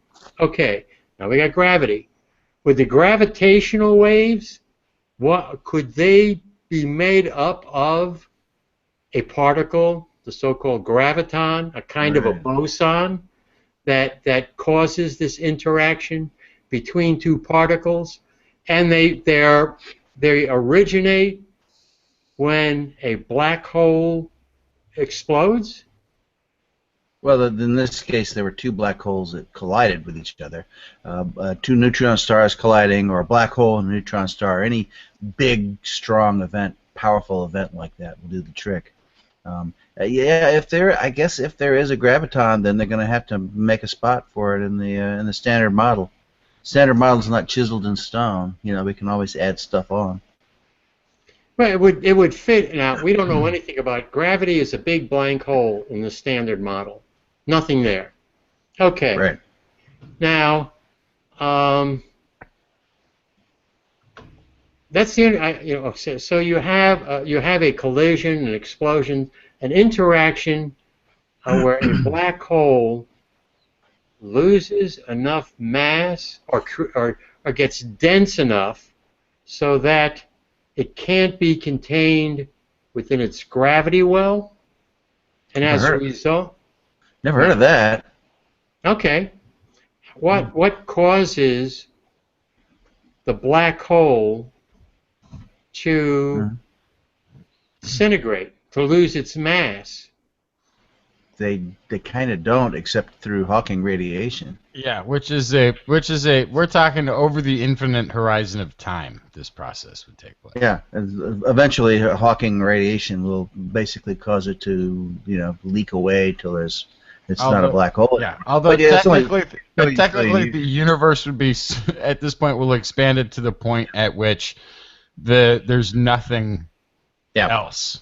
Protons will have disassociated themselves into their elementary particles, and there'll just be a cold soup of elementary particles. And the year power to something zillion. It's like it's at the same point at which Social Security is actually bankrupt. it's over the infinite horizon. I thought that was next week. No. The projections of it going bankrupt utilize an infinite horizon.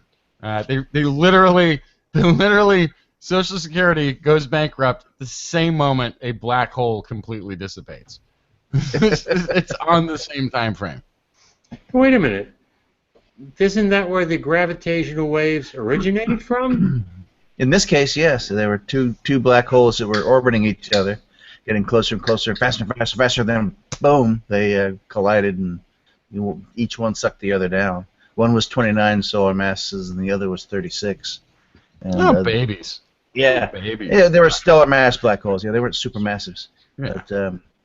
But they lost 3 solar masses to the energy that put out the gravity waves, and so the sum was 65, and which would have been 65, but instead it was 62. But, solar masses was left over. So there's a lot of solar masses of E equals mc squared going out as gravity waves, a huge amount of energy.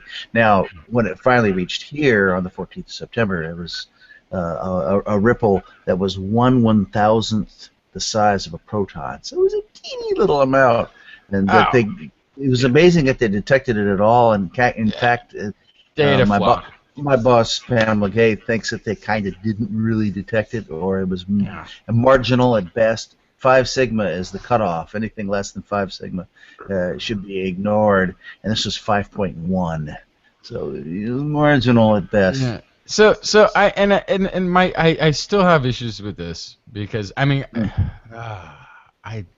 don't understand the propagation of a gravity wave. I don't understand, and I don't understand the detection of it either. I mean, granted, as there's space time, it can propagate. Granted, I'm not making a big statement. I don't understand something Einstein could totally conceive of and work to understand himself.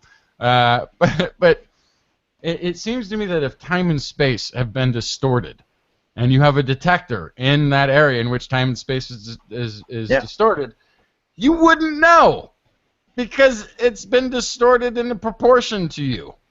I would assume. A proportion to which would make it undetectable, and knowing the nth degree to which, I'm all for the pursuit of this further because I want them to find a better example. I want it to get backed up. I want it to be reinforced, and I want them to continue to prove it. I really don't get it. I really don't. I don't. And I guess part of it is, I sort of like can conceptualize warpage of time and space with massive objects. Right.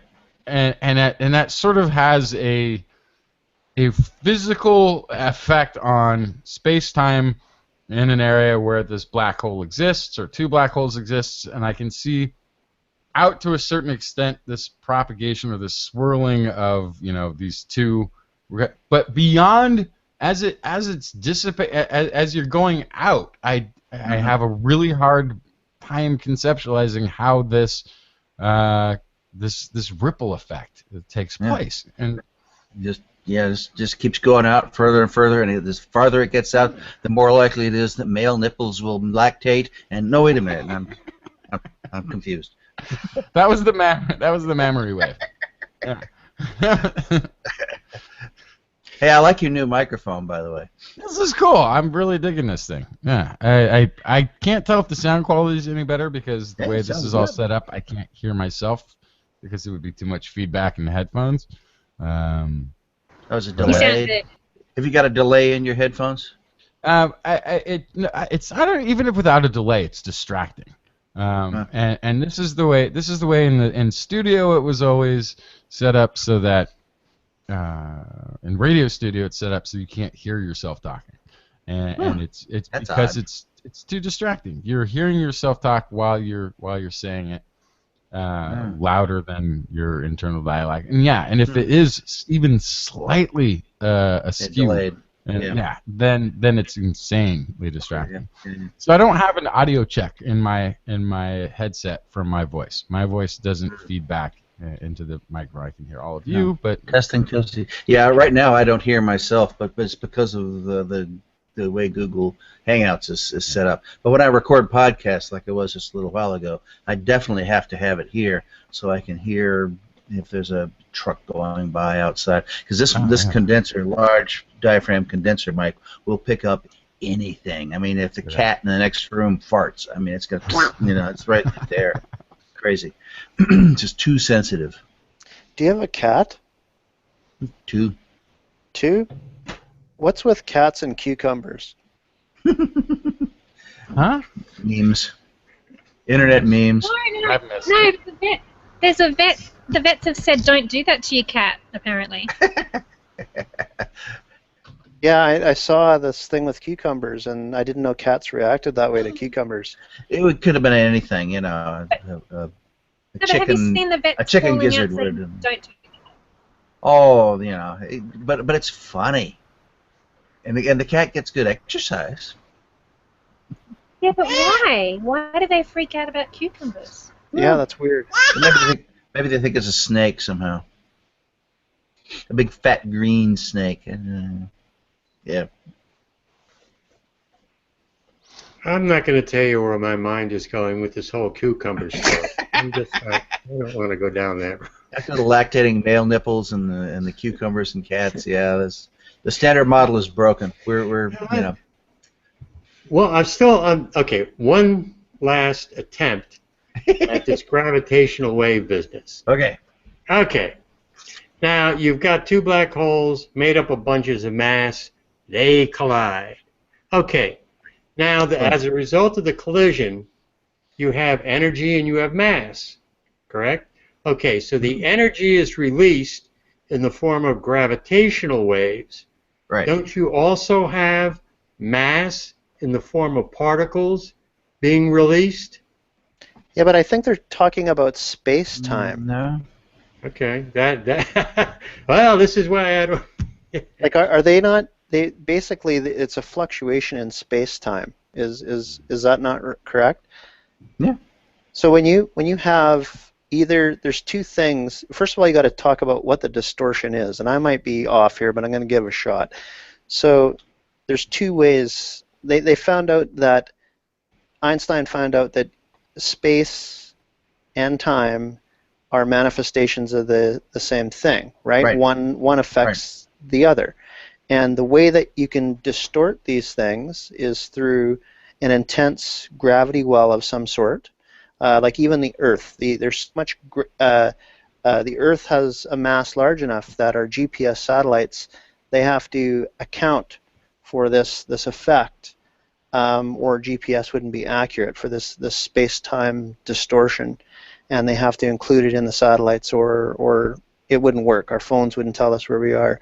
So there's that way, and then there's differential in speed between two different points in space. If you have something going really fast and something else is going slow, that differential can also cause a distortion in space-time.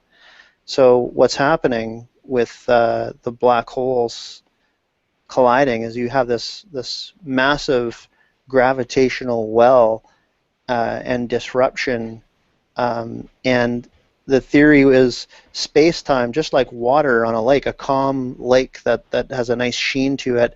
When you drop a boulder into it, that wave will travel out, and it's measurable. So you'll see nothing in space-time, and then all of a sudden, when it hits that certain point, you'll be able to measure that wave.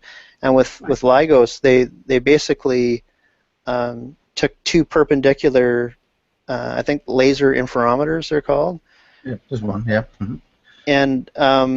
And basically, it's if the lasers, they're timed very precisely, and if they measure on the one laser that's perpendicular to the other, and those things are out in time, they know that there's been a disturbance in space-time. That's probably all a bunch of malarkey.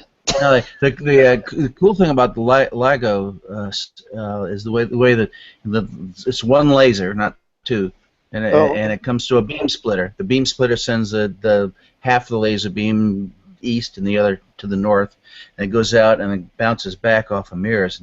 And initially, all they did is just go out and back once, and now they go back and forth like several hundred times. But basically, they come back together, get rejoined, and they've moved the one of the mirrors just enough so when they rejoin together, they're completely out of phase. So there's a valley where there's a peak and a peak where there's a valley, and you get basically no signal. And as soon as the length of one of the other of these arms changes, then suddenly a little bit of light starts to leak through, and that gives them the signal that they read, which is kind of cool. And lasers are exactly one color, and so there's no, with a ordinary flashlight, you have a spread of colors, reds and oranges and yellows all mixed together.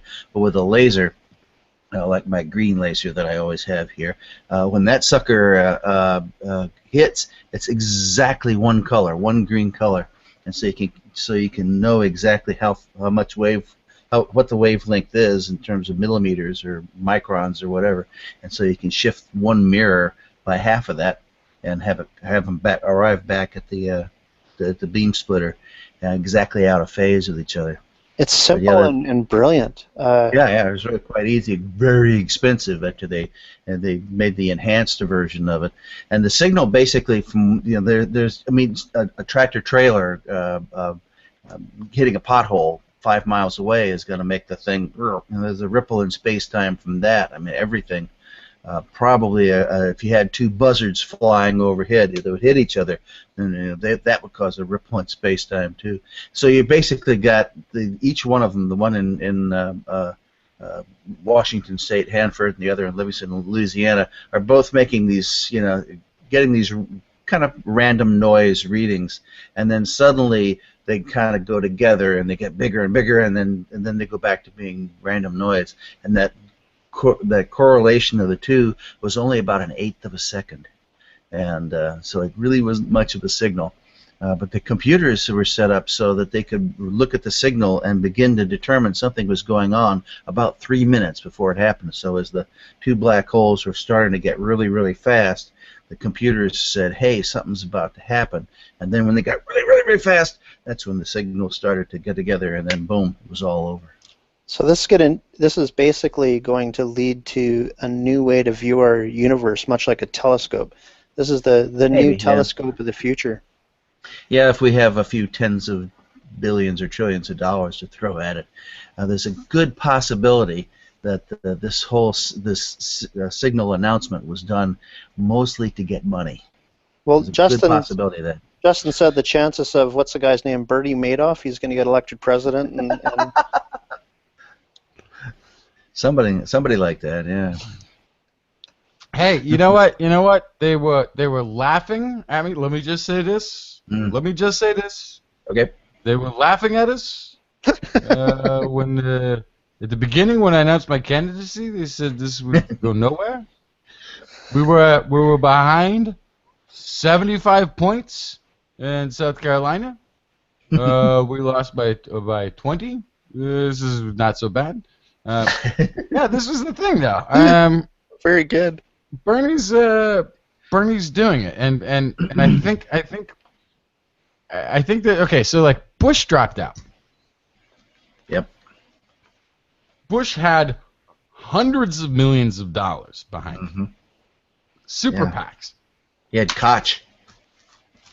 Right.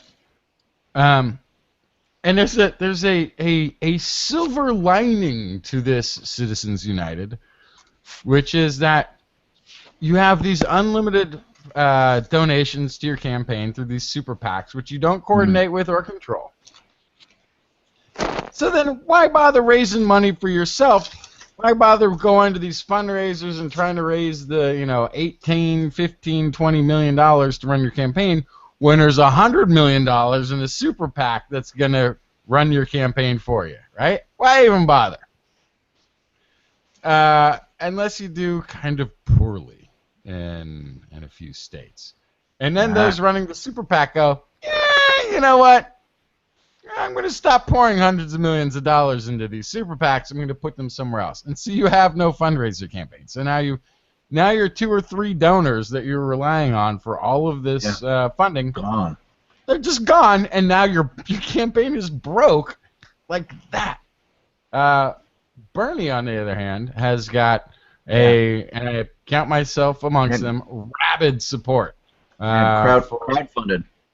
Crowdfunded, rabid support for people. He's saying $27 per donator. Makes me feel like I'm a big spender. I'm not going to say the amount, but I feel like a huge spender. I feel like I might be his super PAC because I've definitely given him more than $27 this week.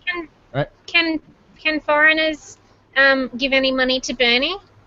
I don't think so. Why not? Although I don't think you're allowed to donate to a political campaign if you're not an American citizen. But if I would say you could. I don't know. I don't see why not. I would guess there's not much. Actually, there's not much controls that say that a super PAC can't be funded by this. Oh yeah. But direct donations have to be from citizens. What if I sent him $27 and in the letter I specifically said don't say anything to anyone because I could get into big trouble? So send Canadian dollars. So yeah, there may be a verification. So all of his donations that I've given have been through an app or third-party program called Act Blue, which I think vets that because you have to give an address and that sort of thing. But anyway, the point I'm saying though is his spigot is not going to get turned off, and he said I'm going to run a 50-state race. And if I fall behind here, because what's been happening is it seems like the longer that he runs, the more that people learn about him, the more support, and the more and more support he gains. And Hillary has a huge advantage. She is probably the most, if not the second or third most famous woman on the planet, right? And who knew who Bernie Sanders was but people who watch The Span and call it The Span, right? Like, other than us few people who are actually like going through and watching The Span as our infotainment for the evening, nobody knew who Bernie Sanders was. And the more people have heard his message, the more people are like, oh, he's actually talking about those things that that matter to me as a issues. Yeah, okay, Justin, you're exactly right. It says, foreign nationals are prohibited from making any contribution or expenditures in connection with any election in the U.S. However, green card holders individuals lawfully admitted for permanent residence are not considered foreign nationals and may contribute. Oh, You know what? That's such crap. You know why that's crap? Justin, I'm going to send you $27. You can do with it whatever you like. We won't That's what be I was going to say. coordinating. We will not be coordinating in any way, shape, or form. Coordinating what is done with that money. Yeah, do not do anything illegal with that money. Won't do anything illegal with that specific portion you of the can't money. like roll something. That's what I was going to say. Can I just donate some money to you, Justin? Did I just? And then- I just became a super PAC. Check this out. I just became a super PAC, not coordinating with candidates or money that's coming in from foreign nationals. I'm gonna donate to the Justin Fund, and then the Justin Fund can Justin PAC. The Justin whatever he thinks is worthy of my donation. Yeah. It's more than a super PAC though, because this is international. So Okay, so Pamela, your donation just came across, and we've actually already spent the money. Because it's good for the world if Bernie Sanders is the president of the United States of America. So I totally agree with that. everyone should donate to Justin, and then let him do whatever he needs to do with it. Yeah. So does Justin PAC take PayPal? Absolutely. Justin PAC takes PayPal. I also take any money that you throw my way. Although if you're gonna throw coins, there is some risk of injury, so please wrap them in a denomination bill, a paper bill, so it will soften the blow when they land. And actually, it turns out larger denominations actually create more of a buffer to the impact of the coins that you throw. C notes especially. So, but this is the thing though. His crowdsourcing of the funding and the because it's a grassroots campaign, he's getting tons of volunteer efforts. I actually really wanted to go to Nevada and pound pavement and walk precincts and knock on doors. I can't go anywhere. I can't do anything. This hair right now, this is a haircut that was supposed to take place about 4 weeks ago. I can't find an hour of daylight where I can go and just sit down in a chair and have somebody cut my hair. So I need. Yeah, look at this. Busy people have no time to get haircuts. So I'm just gonna send them money. I'm just gonna send money and keep sending money and keep doing that because I don't have the ability. A buff and a shine is all it takes. Don't worry about this cutting nonsense. But he could, as more and more time goes on and more people hear, I think he's going to continue to increase. South Carolina is a place where he started out at like 8-9%, and then a few months ago got up to 18%. And it was, maybe it was like 35-45%. Yeah, maybe 30-something percent. I don't even remember what the number is. But it's a significant trend that he keeps growing and getting these close rates. And if you look at the actual voting delegates, he's down by like 1 delegate right now. It's a virtual tie still. So we shall see. And he's pointed it out. And I think I don't know if I talked about this on this show, but because I haven't been here. But the New Hampshire loss, I said, okay, there it is. Hillary's defeat speech used Bernie Sanders' language verbatim in talking about what her campaign was about. And I realized she finally got to the point where she realized she's going to just say everything he says because she already has name recognition, and this will remove the public's ability to separate their ideologies, and it will just then go to name recognition. And she's been trying really hard to just say everything that he says, but it's gonna fail. She can't keep it up because it's not her belief system. So she'll be tripped up as they continue to debate. I'm trying to think of how I can help Bernie with the Justin PAC. And I guess for all you ladies out there, I will, if you send a $50 donation to Justin, I'm going to send you a pair of my dirty underwear through the mail, because this is the internet, and things like that do happen. So I thought you were going to say some of your man milk. There's actually a bigger audience. There's a bigger audience. There's apparently this thing where people eat food and other people watch them eating the food online, and this is an obsession.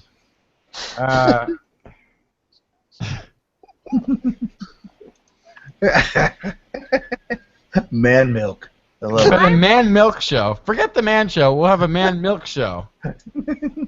We'll have everybody dress up in tuxedos, and we'll have small vials unmarked of different man milk.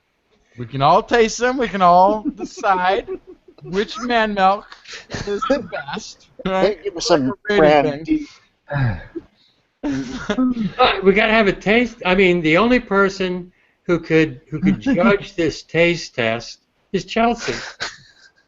So if we all put the little vials, including Pamela, could Chelsea tell which is Pamela's? I'm not feeding anyone else's milk. Okay, yeah, I think we may now be committing some sort of international crime. I'm not sure. I'm not sure if the law against this. No, is there a milk thing? I could be milk. Dale's broken.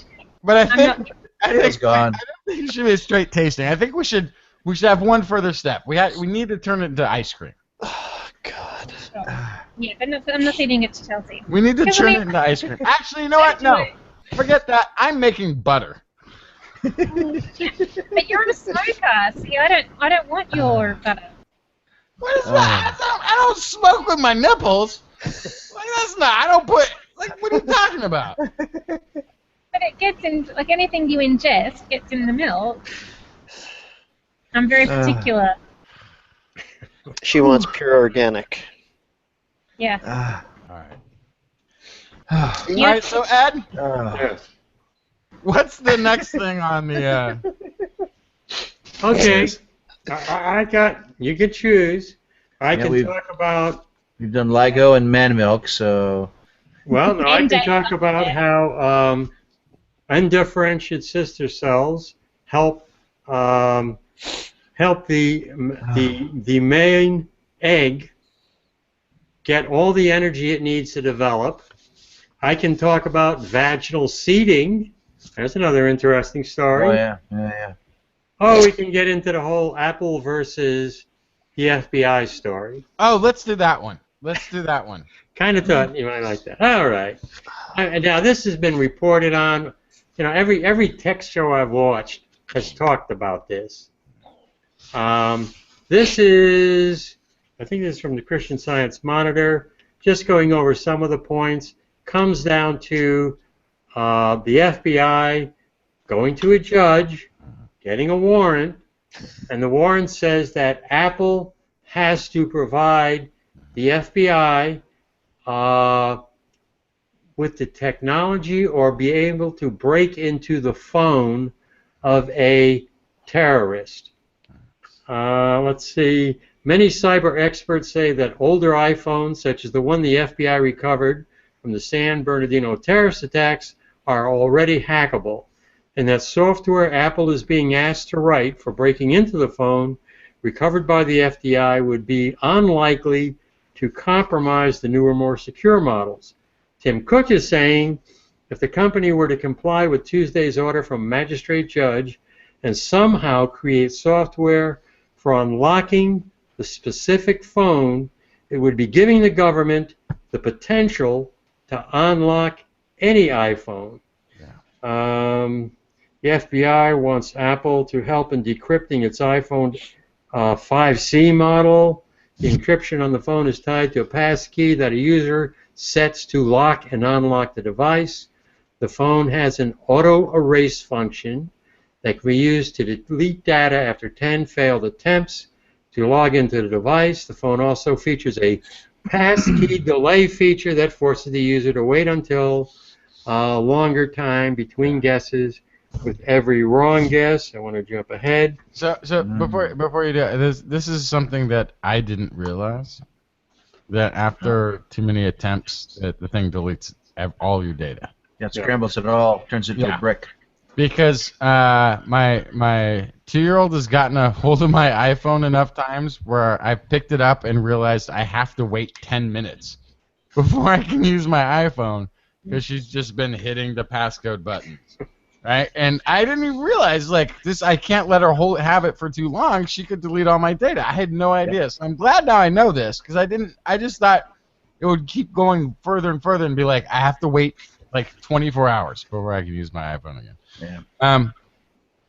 Do you have the iPhone where it does the thumbprint recognition? Yes. I wonder if it would work with your nipple. Actually, you know what? This is the thing. This is the thing, right? Like, this terrorist is dead. But if it was the iPhone 6 and it had the thumbprint recognition, they could just use the corpse. Yeah. Right. Boom, you're in. Done. I wonder if it would work with a corpse. I think it would. I think it work fine, fine. Might actually work better because it'd be all high relief, dried out. Yeah. I find it interesting that don't people think that their conversations can already be listened to? You've got, is it Sony or Samsung? I mean, I don't have a TV, so I didn't really care. But one of them have just said, don't say anything personal in front of your television because they're listening. I mean, was it Sony or Samsung? I don't know this story, so I have no comment. Yeah. And I thought, well, that's just totally 1984. But they've just said, yeah, we can hear everything, so don't say anything too personal or private in front of your television. I don't even know what a smart TV is. Was it baby monitors? Or they found somebody, I don't know, somebody had hacked into baby monitors or something? Oh, yeah, those are apparently pretty easily hackable. Yeah, they're just walking. By hackable, I mean somebody else bought a baby monitor, and they're all pretty much on the same frequency. And so they can listen in. Yeah. Yeah. But stick the phones, radio Yeah. Oh, I used to have one of those. Yeah. I've had personal conversations face-to-face in the same room with friends, and the next thing I know, I'm being advertised at on the internet about something we spoke about. And I always ask them, have you got an iPhone? Yes. Was it in the room with us? Yep. There you go. So, yeah, I don't have an iPhone. I have a cheap and nasty phone. I used to have that radio, except I made a mistake and used it as the bathroom radio, so I could listen to talk radio while taking a bath. It's not very water. No, it didn't fall in, but it was just the steam and the humidity in the room. That thing does not like humidity. Keep it away. But getting back to what Pamela was talking about, I mean, that's advertising. And that's, I believe, things like Siri builds up a lot of information. It wants to learn about you, so it can direct better recommendations to you. Facebook does the same thing with their advertisements. Right. If you're always asking about electric cars or something, yeah. Right. So it's the same idea. Yeah, but hang on. What kind of terrorist uses an iPhone? Because they are the one that realizes it's unhackable. And this is now what the problem is. We keep giving up the game. We should just pretend we look through all of the information on the iPhone. We have it all. We know everybody who is connected to this guy, and we're coming for you next. And just dropped it right there. Instead, they're like, we don't know anything. Look, what you're gonna find. It's an iPhone. What are you gonna find? Selfies? You have the phone providers' connections to anybody who was texted or called, so you already have those interconnections. Yeah. I think this is a what do you call it? Red herring. Yeah, it's a red herring, but it's also the foot in the door. It's not a false flag. What is it? It's something, but it's they're using this. It's like they're using this to gain access for other things. This is basically the NSA saying, we don't have iPhones hacked. We have everything else hacked. That's why we're not creating a stink about anything else. We're not trying to get into your Yahoo or your Gmail. We're not. Because they're already there. Because we're there already. Because we can already do this. We just have this one thing that we haven't figured out, which is how to get into the data stored on an iPhone. What I don't understand So is, it means they have everything else. What is what I'm saying? They have everything else. And the only reason that they're asking for this is because they don't have it for other things. In this particular case, I think we pretty well got narrowed down who and what this individual is about, who his connections were. We have past potential targets that they had chosen that they didn't go through, and people who would have been co-conspirators on those events had they carried them out. We have all of this. So yeah, I do really think this is a massive admission of everything else that they already do have, and less about technically less about the thing that they don't have. There's also a possibility, though, that the NSA is already into all the iPhones, but they don't want the terrorists and us knowing that they're already in. So they make a big stink that they want to get in. Apple says no. Double secret intrigue. Yeah, right. Oh, Apple I know says you no. know that I know you know that I know that you know Yeah, that you what I know don't, that I heard. and I Yeah. know that you know that I actually do know. I But want you to think that I can't get in, so that you'll actually do Right. stuff that's of value. So though, even if that's the scenario, I love that. That's deep. Then it makes even more sense for Apple to resist, because then It's just what the FBI would want. Exactly. And yeah, what was the other one? What was the other one? It's like you can use the encryption from your Xbox, peer-to-peer Xbox can't be listened in on, or your PlayStation, like chat room in the gaming. Like these are things that the government cannot get access to. Baby, baby, baby. Oh, sorry.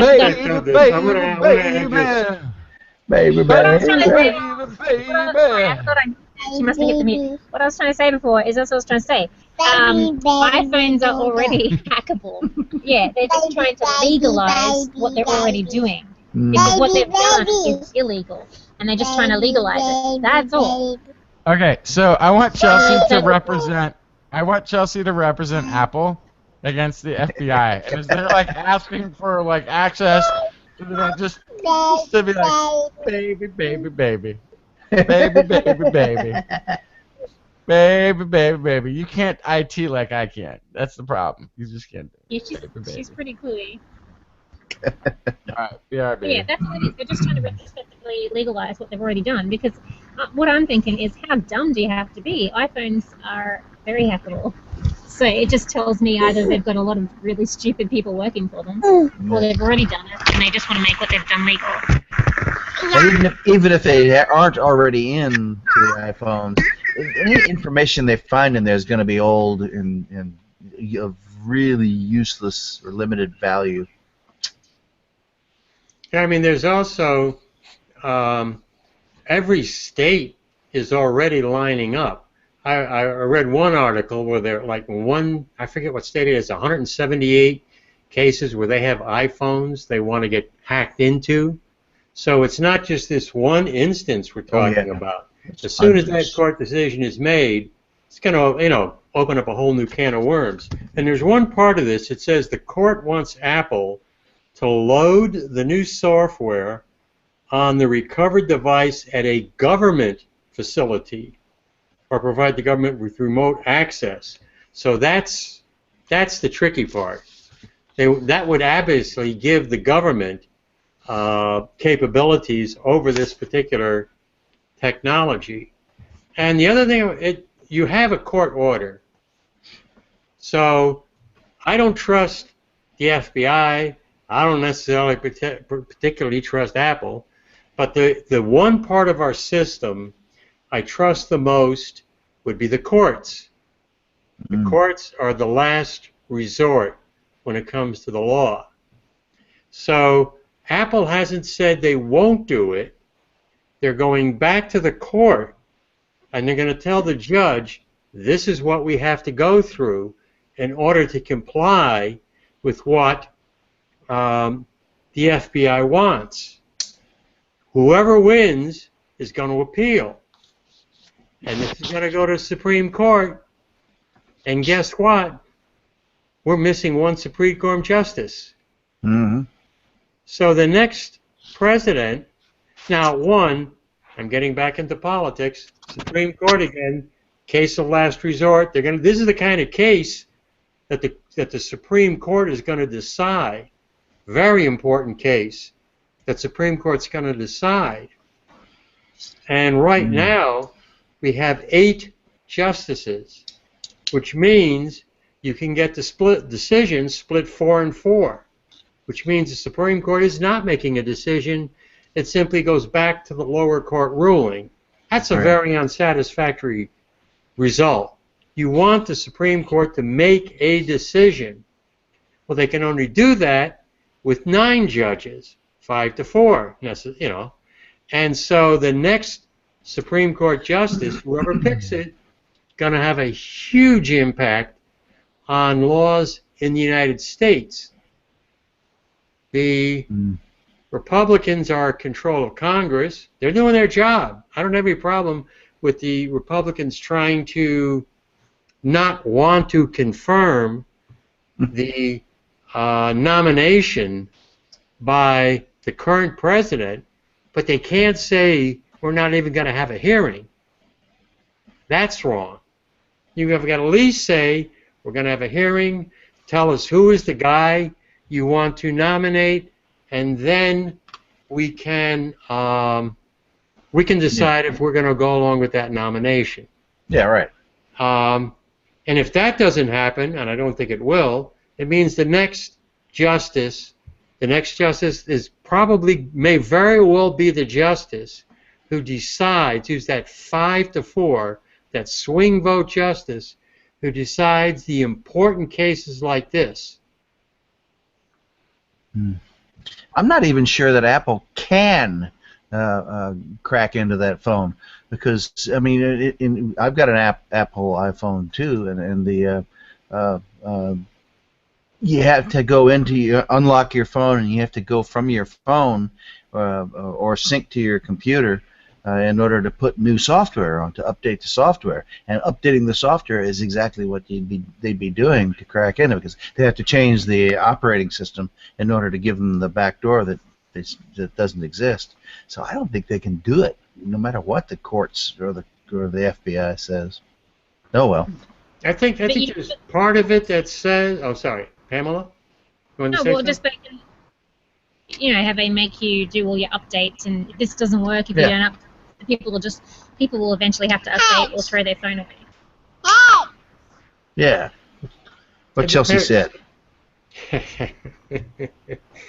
Yeah, there's a part of the issue is you can't make a request if you place an undue burden on the other party, and that's what Apple is saying. Apple is saying, for us to comply with this request, it's going to, a lot of technology, and it's going to take us time. It's not like we're just turning over the key.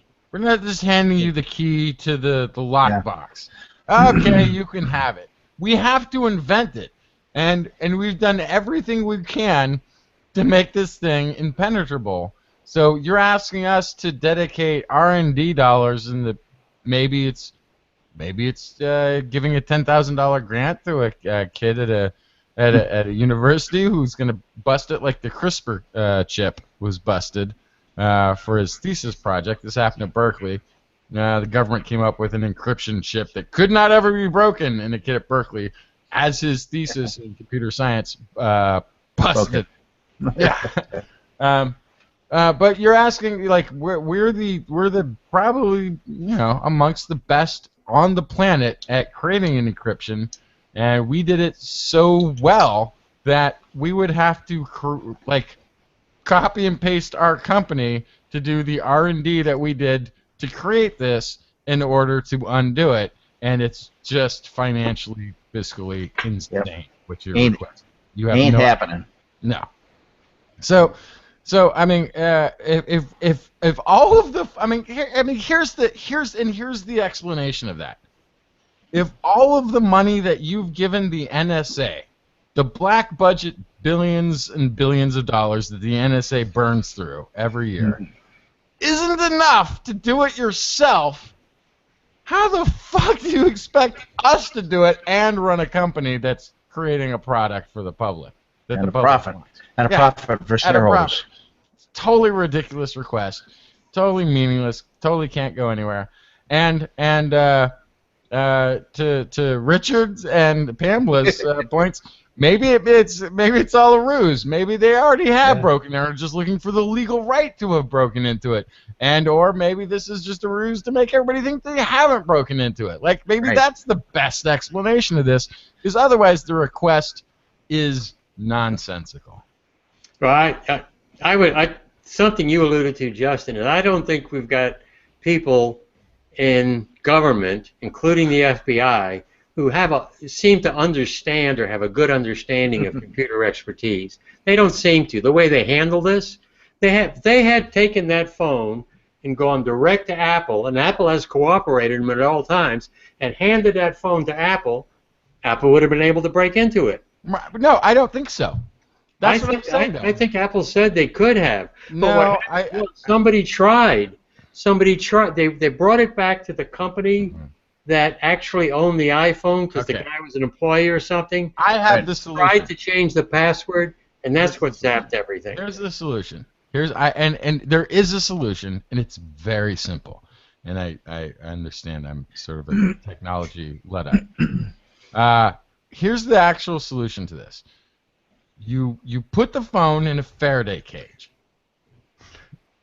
And within this Faraday cage, you create an Apple software update that just undoes everything that it updates the phone to a much earlier software than it has currently, right? And that it's in the Faraday cage just so it can't infect anybody else's iPhone. Nobody else's iPhone will be infected. And it just does it's sort of like rebooting to an earlier state, right? And then it can just be, you can just put in every code infinitum and it won't have any effect. If that Luddite version of what's possible in this actually exists, then the argument from Apple is legitimate that what's to stop this request from being placed upon us for everybody's iPhone in any legal situation when the government wants access to it.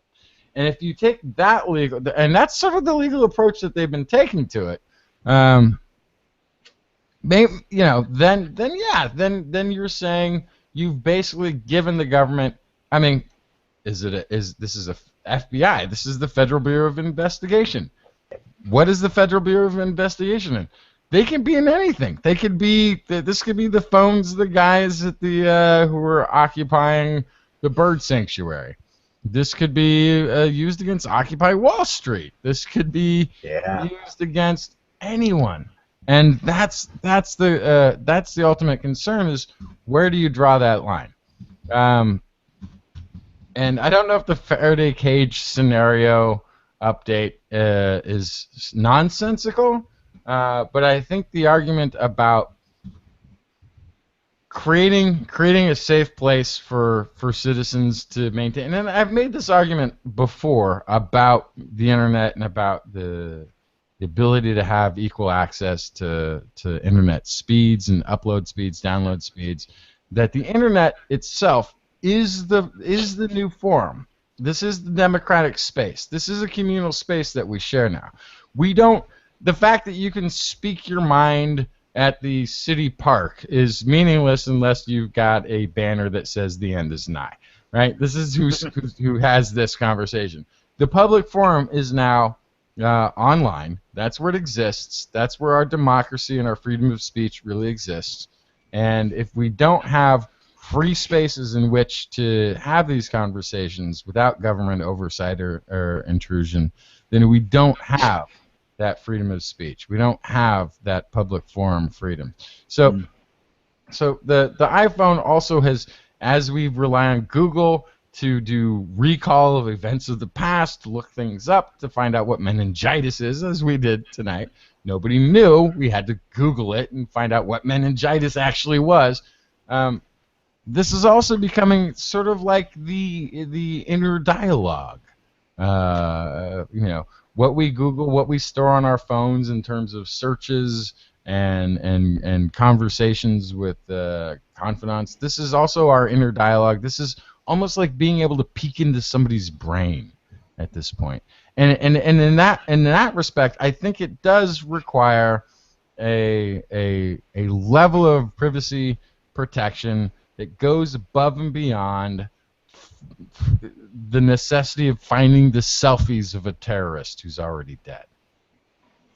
And don't forget, you have to, from Apple's standpoint, let's say they're forced to comply with the U.S. FBI to create this ability. What do you think is going to happen in China? China's going to say, "Hey, we want you to do it for us." Yeah, and I don't know that I totally agree with that argument, because Can't Apple simply say, "I'm sorry, we can't do it," and if they don't do it, say that to the U.S. government, they can say it to the Chinese government. Yeah, but if Apple creates a back door, iPhones are made in China, and so the software the software is going to be in China, and they'll find that they'll open it up on their own. They won't. And honestly, they're assembled in China. They actually, I think, have.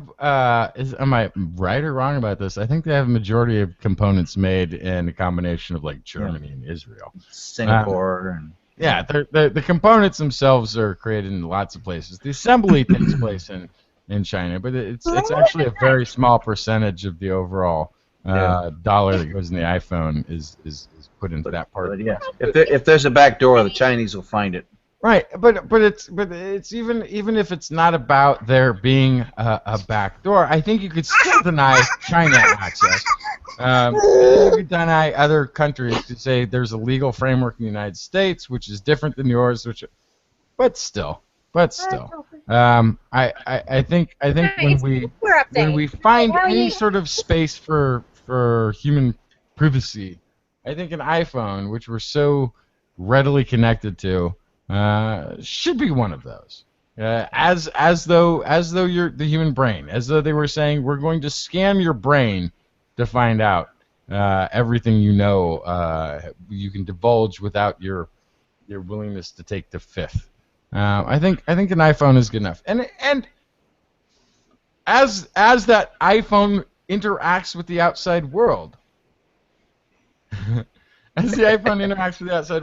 those you have called, those you have texted, that's still information that is collectible from the server, from the what do you call it? Phone company. Pamela, excuse me, Justin. Pamela, you wanted to say something? Yeah. It's a software update, so it's going to apply to iPhones everywhere. No, that's why you've got to do it in the Faraday cage. The signal does not leave. It's electromagnetically sealed in such a way that no signal can leave the cage. This is the whole point. Okay, so I don't have an iPhone, but if I had an iPhone... But you do have a Faraday cage, which is very impressive, by the way. Thank you. Anyway, so if I come to the USA on a holiday, then I have to do your special update because I have an iPhone on US soil. I mean, what? How are they going to do it doesn't make any sense. It will have to affect every iPhone on the planet. Right. Well, and I think that's the point, is they want to be able to listen to Merkel's iPhone again. You know, I mean, they want to... No, there's a level of international espionage that was sort of dropped down a notch, and that affects game theory, because our game theory that predicts what other foreign entities are going to do is going to be based on who they talk to, who they're influenced by, what are their interests, what's their self-interest, what's their selfish interest in any one policy or decision-making. What makes them tick? Yeah, what makes them tick. And we plugged that all into game theory, and it predicts exceedingly well what foreign countries will do in different situations and scenarios. And so we want that info from a, global national security or strategic planning thing. So how can a United States court decide something that's going to affect every iPhone on the planet? Oh, okay. Because that was a U.S. company. Yeah, well, and aside from that, it's a U.S. company. We're also the superpower on the planet. We're in charge of it. I don't know. I don't know if we mentioned it recently, but yeah, we're the superpower. I got to jump in here, Ross, Justin. I mean, you're telling me what this NSA can do and the CIA and all this information gathering, and then I look at our foreign policy. Did such a great job in Iraq figuring out, we knew exactly how to take the Iraqis. We're going to govern them. We went to Afghanistan. We got to develop this great. Our strategy, our foreign policy strategy, shit from China. Sucks. let me just say this: I voted against involvement in Iraq, and it was okay. So Iraq, when you're talking about like the CIA and the NSA and all this sort of thing, they were against it. They were against it. It was a civilian manipulation of information that was then sold to Congress and the American people that superseded what the intelligence community actually thought we should be doing. So that's one of those checks and balance areas that really failed when it came to Iraq. But when it comes to Iran, they were talking for years that the moderates in Iran are looking for some sort of resolution to the nuclear thing, that this was a bargaining chip, and that what they really wanted was to do business with the world. They want to expand their businesses at home, and this is what the Iran nuclear deal ended up being. This is Ahmadinejad going away, right? This is what was predicted a decade ago. By game theory, by sort of monitoring of the players in Iran, was that there was this opportunity in this room for a deal and for better relations that would sort of avoid constant standoff and constant or an eventual escalation to mobilization towards war. So it does work. The thing is, it's got to be frustrating if you're a other country than the United States to know that we're monitoring and listening and eavesdropping. Now, every nation does this. Every nation does this. Every nation does this. And in some nations, like France is an example, and Germany is an example too, they have separate wings of the government that don't report to the government leadership that do their espionage. And they're connected to an armed militant wing, which means like they have it's a what would you call it? Like a mobilizable military force that's also in charge of collecting that information. Whereas in our government we have the intelligence community separate from the military, which should actually go and act upon that information, and then that has to be authorized by Commander-in-Chief, who can be an idiot or who can be effective as a leader in these scenarios. So our country kind of depends on who's running things to a great extent. This is why it does matter who the president is. But we're just the superpower. We've just spent billions and trillions more on building up these abilities than anybody else is capable of, so we're better at it. That doesn't mean... I don't know. I got to jump in there a little bit. NASA, our space people, they know what the heck they're doing. They're very good. But you look at most of the government programs that involve uses of computers. What is it? What's Obamacare? I forget whatever the heck it is. When they first tried to implement that was completely screwed up. Yeah. We don't have computers to tell us who owns. No, in the VA system, computers can't talk to other VA computer systems and can't talk to their own databases. And actually, I think a lot of those issues that you're talking about have to do with the way that government contracting for things is structured. It's it's complicated, but it also isn't. It means that you don't necessarily have the ability as government to award a contract unless you're in a wartime and suspend all this and can do no bid contracts to Halliburton. You don't have the ability to say, you know what, Microsoft or Google or maybe Facebook, you're really good at data management. Could you subcontract to run Obamacare? That would have just been freaking brilliant. Put Oracle in charge of creating that website. It's done. It's done right the first time. But the way that the government is allowed to contract out work creates a vetting and then a bidding and then they have to take the best bid of the vetted, and it's not necessarily based on a track record of success. And so it is. There's things that are broken in our government, and they're broken in an attempt to avoid corruption, but it creates problems, like we saw when websites couldn't load. You couldn't go onto a website and search for your healthcare plan. When we're talking about something like NASA versus the NSA, you have to also understand that just by attrition of $1 trillion to a something hundred millions of dollars budget, you have NASA is probably into more things and more effective at what it does just because it's a black budget that's been going on for a really long time, where a lot of dollars have been thrown at the wall. And eventually that becomes the appearance of effective, even if it was exceedingly wasteful. Richard, just to jump away over into your area, I was the James Webb Space Telescope. They're talking about it's going to be ready in a couple of years. And this is a really neat-looking device. 2018 is launch date, ish. Yeah. Yeah, I'm scared of it, but because if it was up to me, I would put it up next to the ISS, have it unfold and be assembled there, and then let it go out to the Earth Moon L2. But no, they're going to send it out there and hope it assembles itself en route. And oh man, if it doesn't unfold right, man, billions of dollars go poof.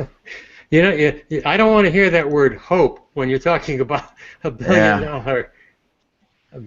dollar program. It's going to be an amazing thing, though. But if it works, yeah, great. Yeah, if it doesn't, it's going to be decades before we get back on track.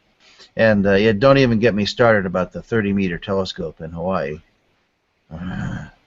Well, Richard, what about the 30-meter telescope in Hawaii? The forces of ignorance are in control. Oh no! Yes, the mountain is holy. It's got magic woo about it, and we can't do stuff up there. Please. Wait, what? Is there a local objection to the Native Hawaiians? Yeah, it's a holy site. All mountaintops are holy, and therefore, because they're close to God or something. I don't know. Well, that's. I mean, this is again. Now we go back to the indigenous peoples arguments that we were having earlier in Australia, and that might have predated your entry to the show, but this is really how the show started. We were talking about Aborigines, Native American populations, and this sort of will of the white man that was sort of displacing and genociding and unfairly treating. But yeah, you would think you would come together to looking, hey, you know what? If this is closer to heavens, then what better way than to put up something that gets even further up, right? Yeah, they just don't want white men's stinky feet up there. Basically it. That's too bad. And the thing is, some of the people that are complaining and are saying it's the mountain is holy, they're white. Oh, yeah, screw those guys. Yeah, they're recent arrivals to the island. Yeah. Down with white people who are recent arrivals. Oh, yeah. Absolutely. Yeah, those voices should not be listened to.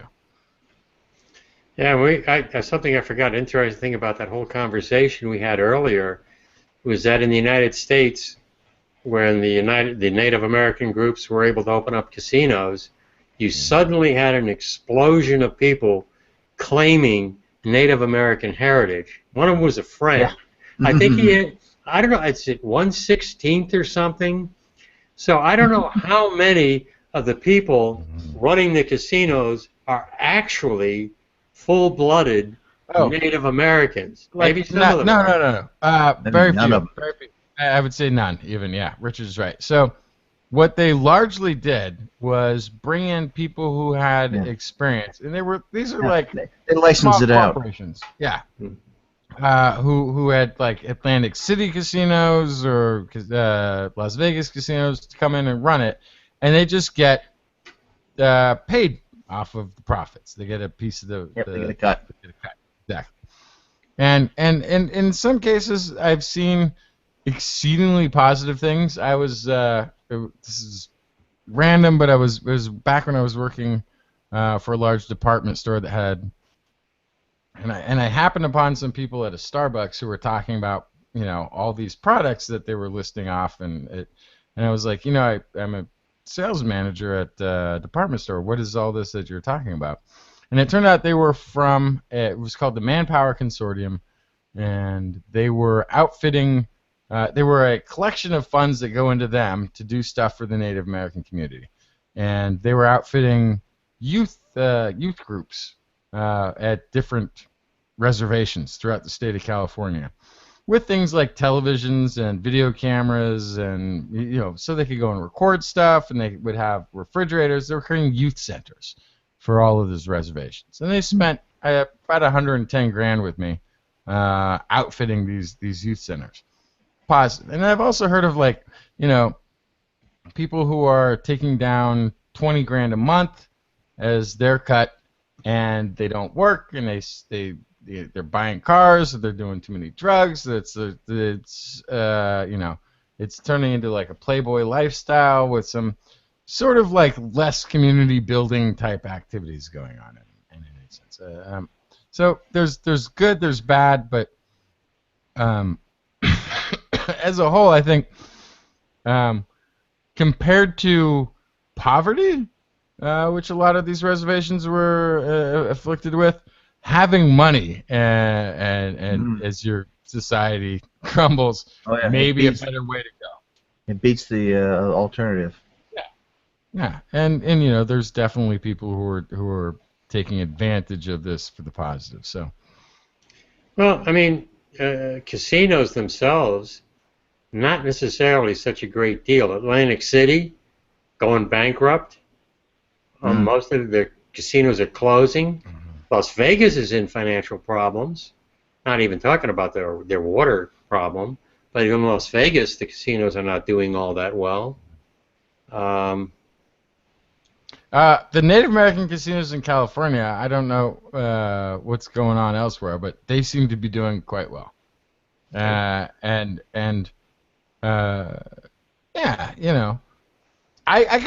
just sort of wish that, and this isn't what's taking place because people don't know what to do with their money, and they don't. I can't speak for other people, even though I am related to the mothers all the way up to the first peoples.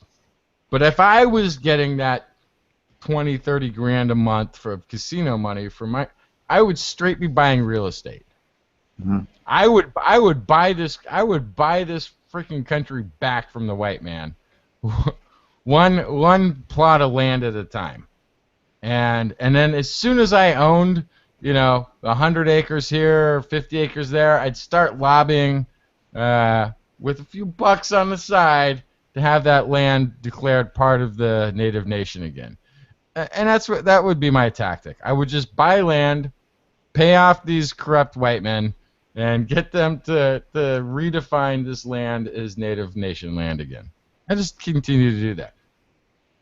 I don't have the casino money, so it's not going to happen. But I'm telling you, there would be a native nation science island right now if I had been born into casino money. Absolutely. Pamela, you posted an article, I think, on Facebook about micronations. Another Yeah. article about the micronations in Australia. What's Yeah, a but there's one micro? right. There's one right here. The Yindinji people. So where I live in Machen's Beach in Cairns. And Cairns, yeah. And just right down the end of our street is a parcel of land that belongs to the Yindinji people. Anyway, yeah. So some Yindinji people have decided that they're no longer citizens of Australia, and they have. Stop! Pause the tape.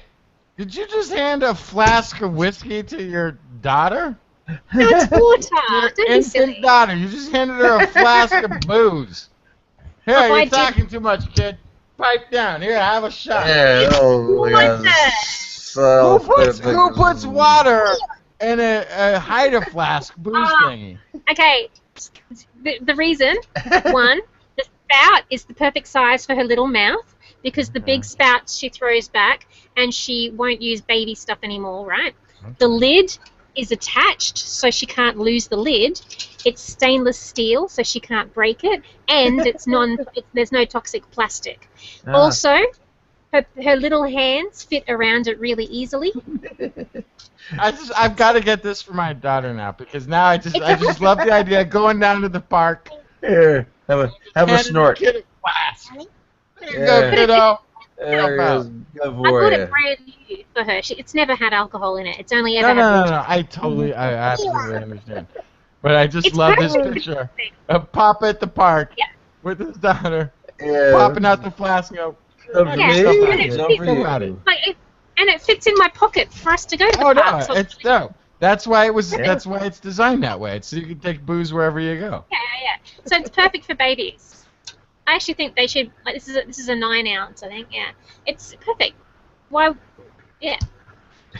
Anyway, so she can handle it really well, and it gives her autonomy. Yeah.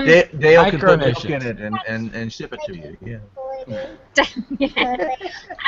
Yeah, micronations. So yeah. So we've got one going on here, and even non-Indigenous people like myself are welcome to join. And so, but the thing is, it's I don't know. It should be good. I think more people should join. But then they won't be Australian anymore. They'll be Indingy. So it's happening. And he's no longer recognised as Australian. And he's met with other leaders of other countries in Canberra, our capital, as the head of the Indingy nation.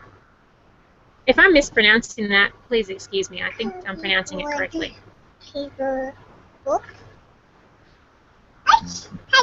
you should all move here and become Yindinji, and then we could have Science Island within it. He'd probably welcome that. I could talk to him because it's literally just right here. Well, it depends. It depends on our election. If Trump becomes the next president, I might be on the next plane too. White lights. We have suddenly white lights over Australia or something. And she dropped out. And she's been abducted. Abducted by the baby aliens. I had one interesting thing. Only one? Wait, when Pamela comes back, it's like 2:15 in the morning here. Pamela's back. I just want to cover this one story briefly, and Pamela's hitting the bottle now. So I want to go over this one little story, and then I got to say goodnight because I haven't been getting a whole lot of sleep for the last 3 weeks, dealing with taking care of cats, my cousin, and then dealing with contractors on my condo. Okay. This is Carnegie Institute of Science.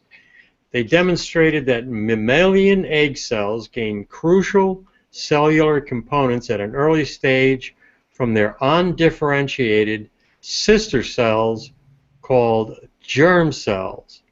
Now, they thought they had seen this with fruit flies. Now this is a mouse study. Working with the mice, these two people, Leah and Spradling, they set up their test, their belief that certain undifferentiated germ cells learn to develop into eggs very early during their production in the ovary. When the germ cells are found in small clusters of interconnected sister cells, what happens is, let's say you have a cluster of 5 of these germ cells.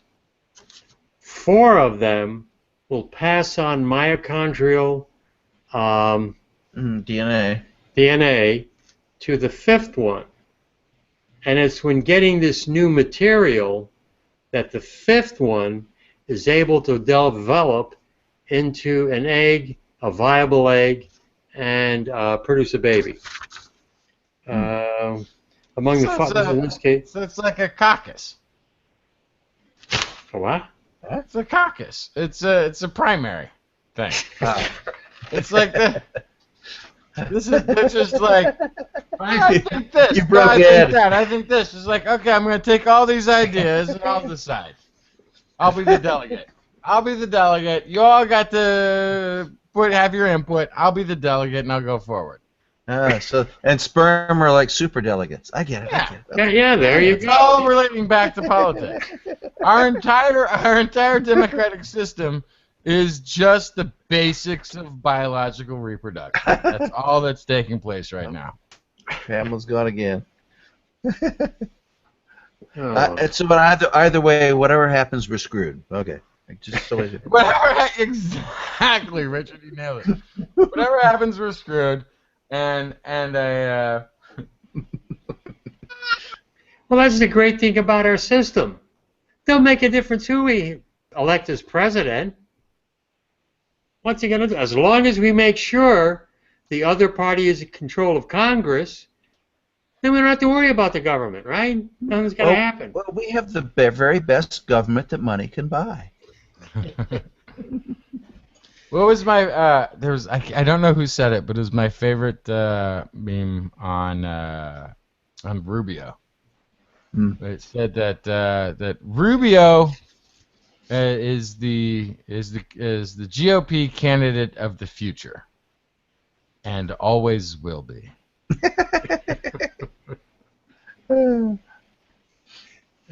Well, I'm going to have to run. They say 2:18 here. It must be close. That must be the same time for you, Yep. Richard, right? Yeah, You're that's another true. hideout. Yep. It's almost dark where I am. It's What? It's not dark yet. it's What time is it in Australia, Pamela? In Queensland, it's 5:18 p.m. 5 o'clock in the afternoon. Okay. Oh, pay attention to me. It's 11:18 here in California. Good night, Yeah. everybody. Fun. Good I night. hope to see you next week. And I hope to see you guys next week. Bye. Yep.